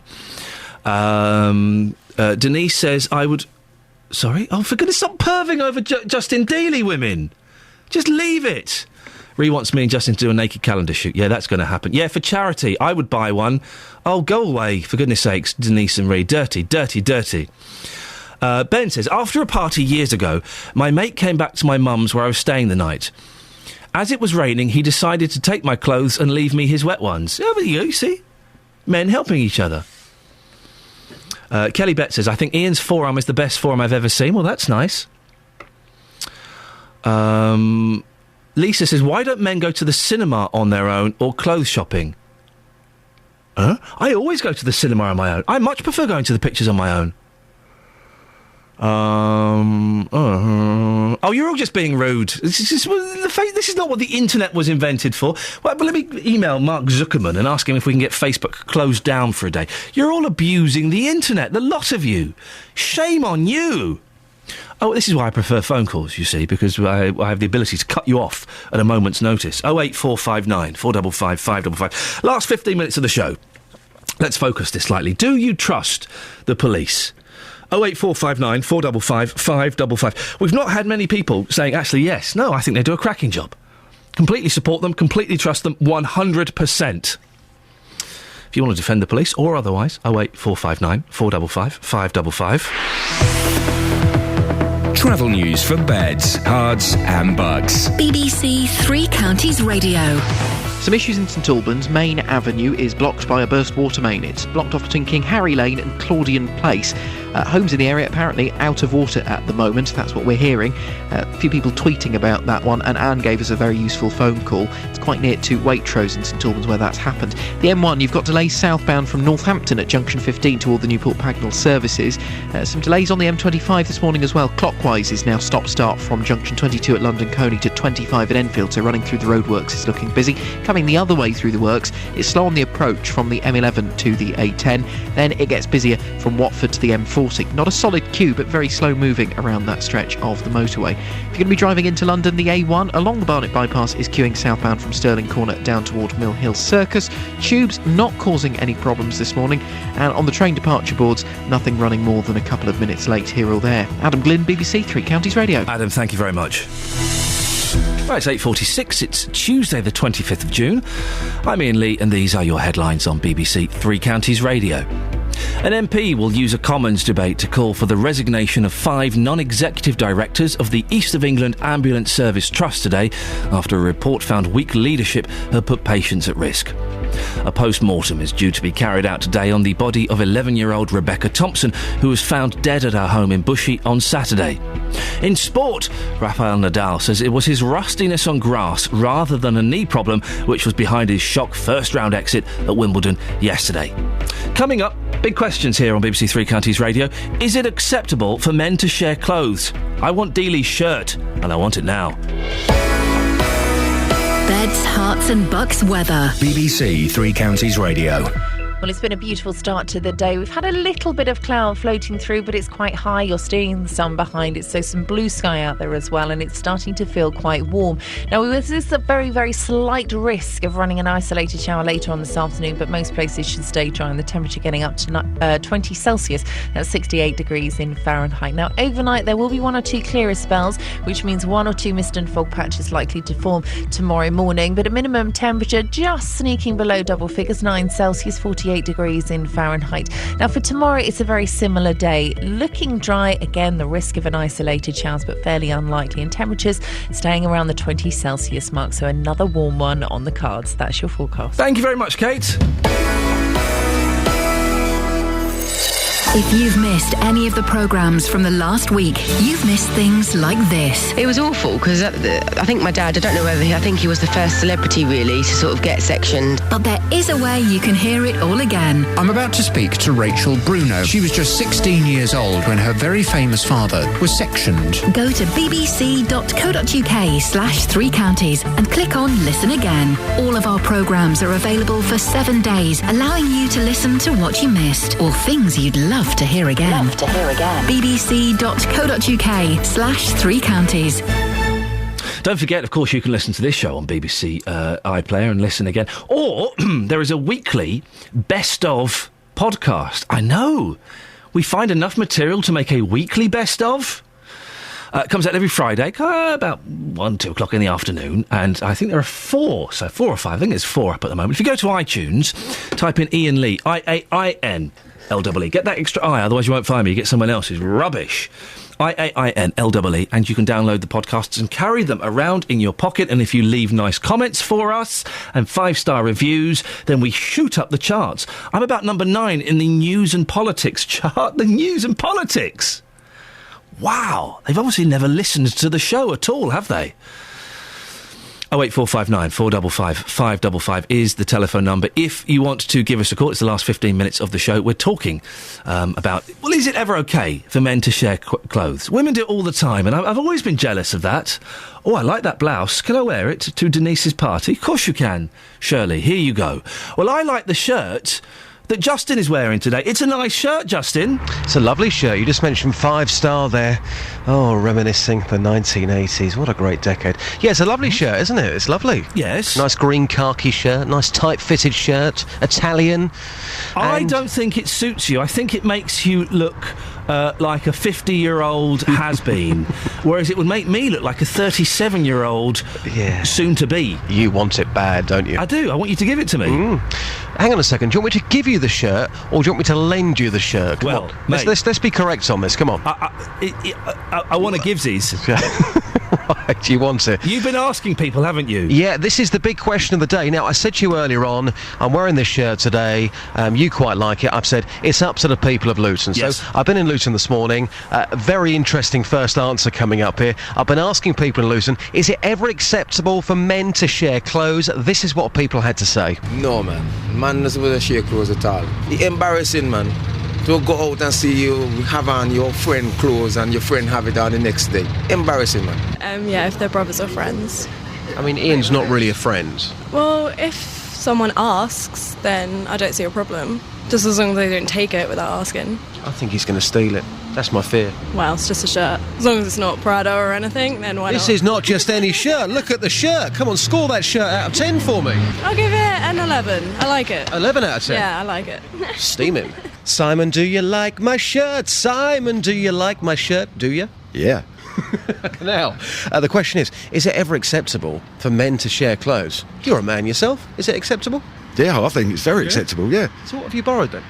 Underwear. Please, come on. Straight up, I borrowed underwear. From who? One of my friends. After a night out, I couldn't find my pants, so his were there. They'll do. I don't think it's acceptable because men, they're not all that clean like women. Because as women, we like changing clothes, buying clothes all the time, and when it comes to perfume and all that, we are very, very delicate in our way of... Are you saying I'm not clean? No, man, you're very lazy. Yes, provided they haven't worn them first. So if I take this home, wash it and then bring it back, you think it's perfectly acceptable? Yeah, absolutely. Yeah. Why shouldn't you? Now here we have a photograph of Iain, and obviously you're looking at me right now. Who do you think would look better in that shirt? You, definitely. He's too young for him, I think. Too young a style. What? Your words, not mine. Absolutely. What a rude woman! Sorry, mate. Just the people of Luton. What can I say? Did you do your Jedi mind trick when you ask someone a question? Have a look at this shirt. You think it's too young for Iain Lee to wear, don't you? No, I do. I promise you. But no, do you think you're an attractive guy? Iain, you are an attractive guy. 2 questions for you here. Yes, you can borrow the shirt if you want to. Would you like it? Yes or no? Yes. Okay. And secondly, actually, weird twist of fate here. I am actually going shopping today. I'm leaving early. I'm going at 10 o'clock. Full on shift yesterday, so I'm going shopping at 10. Do you fancy it? Well, going shopping with you? Yeah. Does it get me out of the meeting at 10:30? Oh, yes. I'm totes in. Stay there, Justin, because Patrick Swan is on. Patrick Swan is a personal shopper, fashion and image consultant. Patrick, is it ever okay for men to share clothes? Well, I don't really think that it's a good idea. However, I have actually borrowed something myself. Whenever I got married, I borrowed a good friend's his tie. But I think that it's a sign of really you're liking what other people are wearing, and I think that's a positive sign that you're opening up your horizons. But I think really it's all down to personal hygiene as well. And I think many times when people borrow things, it's almost like renting. You almost don't take care of it the same as whenever you buy it. But women share clothes all the time, Patrick. It doesn't seem fair that they can get away with it and we can't. Well, but many women that I speak to who do have people who share their clothes, they always complain to me, that's why they go shopping with me, is that really people don't take care of their clothes. So women don't take care of each other's clothes as well? That's correct. Well, this is why I never lend anybody DVDs or CDs, because I never get them back, or if I do, they're always scratched. So the same thing could be happening to clothes as well. Did you hear there, Patrick? There's a gentleman who borrowed his friend's pants. That's strictly off limits, isn't it? I would not. I would. It's a hygiene issue. Yeah, I mean, it really is a hygiene issue. Yeah. And I don't really think that anybody should be questioning somebody's hygiene. We heard in the package there, Patrick, that it's okay for brothers to do it. That I'm sure is acceptable. What about close friends? I mean, Justin and I are starting. We're in the early days of a bromance. Is it okay if you're close friends? Yes, I think so, because then there's a mutual respect hopefully going on, and I think that's something about friendship that really it is respecting each other's personal property. Here's a question for you, Patrick. Justin Dealey's got a very nice pair of shoes, and they got a hole in them quite quickly, so he went out and he bought exactly the same pair of shoes. Is that a bit weird? No, because I think especially if it's a classic shape or a shape that really has, as I refer to many types of clothes that have a life, something that's really not going to go out of fashion in a season or two. I would say it has a slightly Ponzi shape to it. Well, there again, that's where the personal shopper comes in. Patrick, hey, listen, Justin and I are going to go shopping this morning. Do you want to come out with us? I would love to. We don't have to pay you, do we? Yes, you do. Thanks very much, Patrick. Nice to talk to you. Patrick Swan there. The reason I mentioned the shoes, dear listener, is Justin has reckoned he can get an interesting bit of radio out by the end of this week about his shoes. Justin, I think I've proved quite successfully that you can't. No, I think I will. But by Friday, I guarantee you, there'll be people listening right now who are just as sad as me that go out and buy the same pair of shoes because they like them. And in terms of shirts, somebody said to me once, that shirt you're wearing there, it will never go out of fashion because it's never been in fashion. Justin Dealey, thank you very much indeed. A wise man once asked me why I allowed Justin Dealey onto my radio show. I said it's a contractual obligation. Paul, last word of the day. Paul is in Milton Keynes. Oh, for goodness sakes, it's about this, is it? I was hoping we'd try and raise the standard a bit before JVS. Instead, we're abandoning ship pretty much. Paul, weeing in the sink. Yeah, back into the early 70s, in a chalet, mum and my brother, and the toilets were downstairs. So every morning we'd pee in the sink in the chalet. While your mum was there? Oh, mum used to pee in there as well. Oh, no, Paul! Oh, dear! What a classy woman your mother was, eh? Well, I remember the first time I ever did it was in halls of residence at university, and I didn't enjoy the experience. There was a little sink in the room, that was fine. But do you do it now, Paul, or have you grown out of it? Oh, no, I can't reach them in where I am now. Why? Have you shrunk? Or the sink's got higher in the 21st century? Got higher. Okay, I didn't get what you said there, and in many ways, I'm glad. Well, JVS, after 9 o'clock, is asking, have you ever weed in a sink? Oh, wait, no, he's not at all. He's raising the standard as much as he can from this low-level filth, and I can only apologise, dear listener, that we've something. I promise the rest of the week will be bodily fluids free. I guarantee it. I don't like going below the waist too often, and we've done it quite a lot recently. No, JVS is doing something far more sensible. In light of the recent Stephen Lawrence news you would have heard yesterday, that the police employed an officer to basically spy on the Lawrence family. Not only was it bad enough their son had been murdered and the police couldn't solve the crime at the time, they were being spied on to try and discredit them. and with other stories. The front page of The Guardian as well. JVS is asking this morning, are you confident the police are no longer racist? You can start calling him now. 08459 455 555. You can send an email as well, jvsshow@bbc.co.uk. Put your name, put your phone number, and maybe a couple of lines of what you want to say, and the team might get back in touch with you and put you on the air. You can also email me as well when we're out of hours. My mind is constantly a blur as to how we can make this show better and what we can do. So if you've got an idea for a story that we should be featuring on the show, do send me an email, Iain.lee, IAIN.LEE@bbc.co.uk. It can be a huge thing that's affecting the whole country, or it can be a tiny thing that's just affecting you. Iain.lee@bbc.co.uk. Put down a few details and we may possibly get back in touch. Travel news for beds, cards and bugs. BBC Three Counties Radio. In St Albans, Main Avenue is blocked by a burst water main between King Harry Lane and Claudian Place. A technician is en route to investigate this right now. A few homes in the area are not with water at present, so they're going to check that out and get it sorted. The M25, stop-start into the roadworks, so from junction 22 at London Coney round to Enfield at junction 25, the clockwise side looking busy, anti-clockwise still slow from the M11 into the roadworks past Enfield, and then as you continue from Watford to the M40.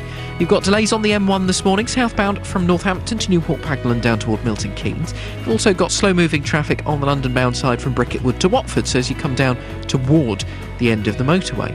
Things looking quite slow on the A1 into London through Boreham Wood from Stirling Corner to Mill Hill Circus.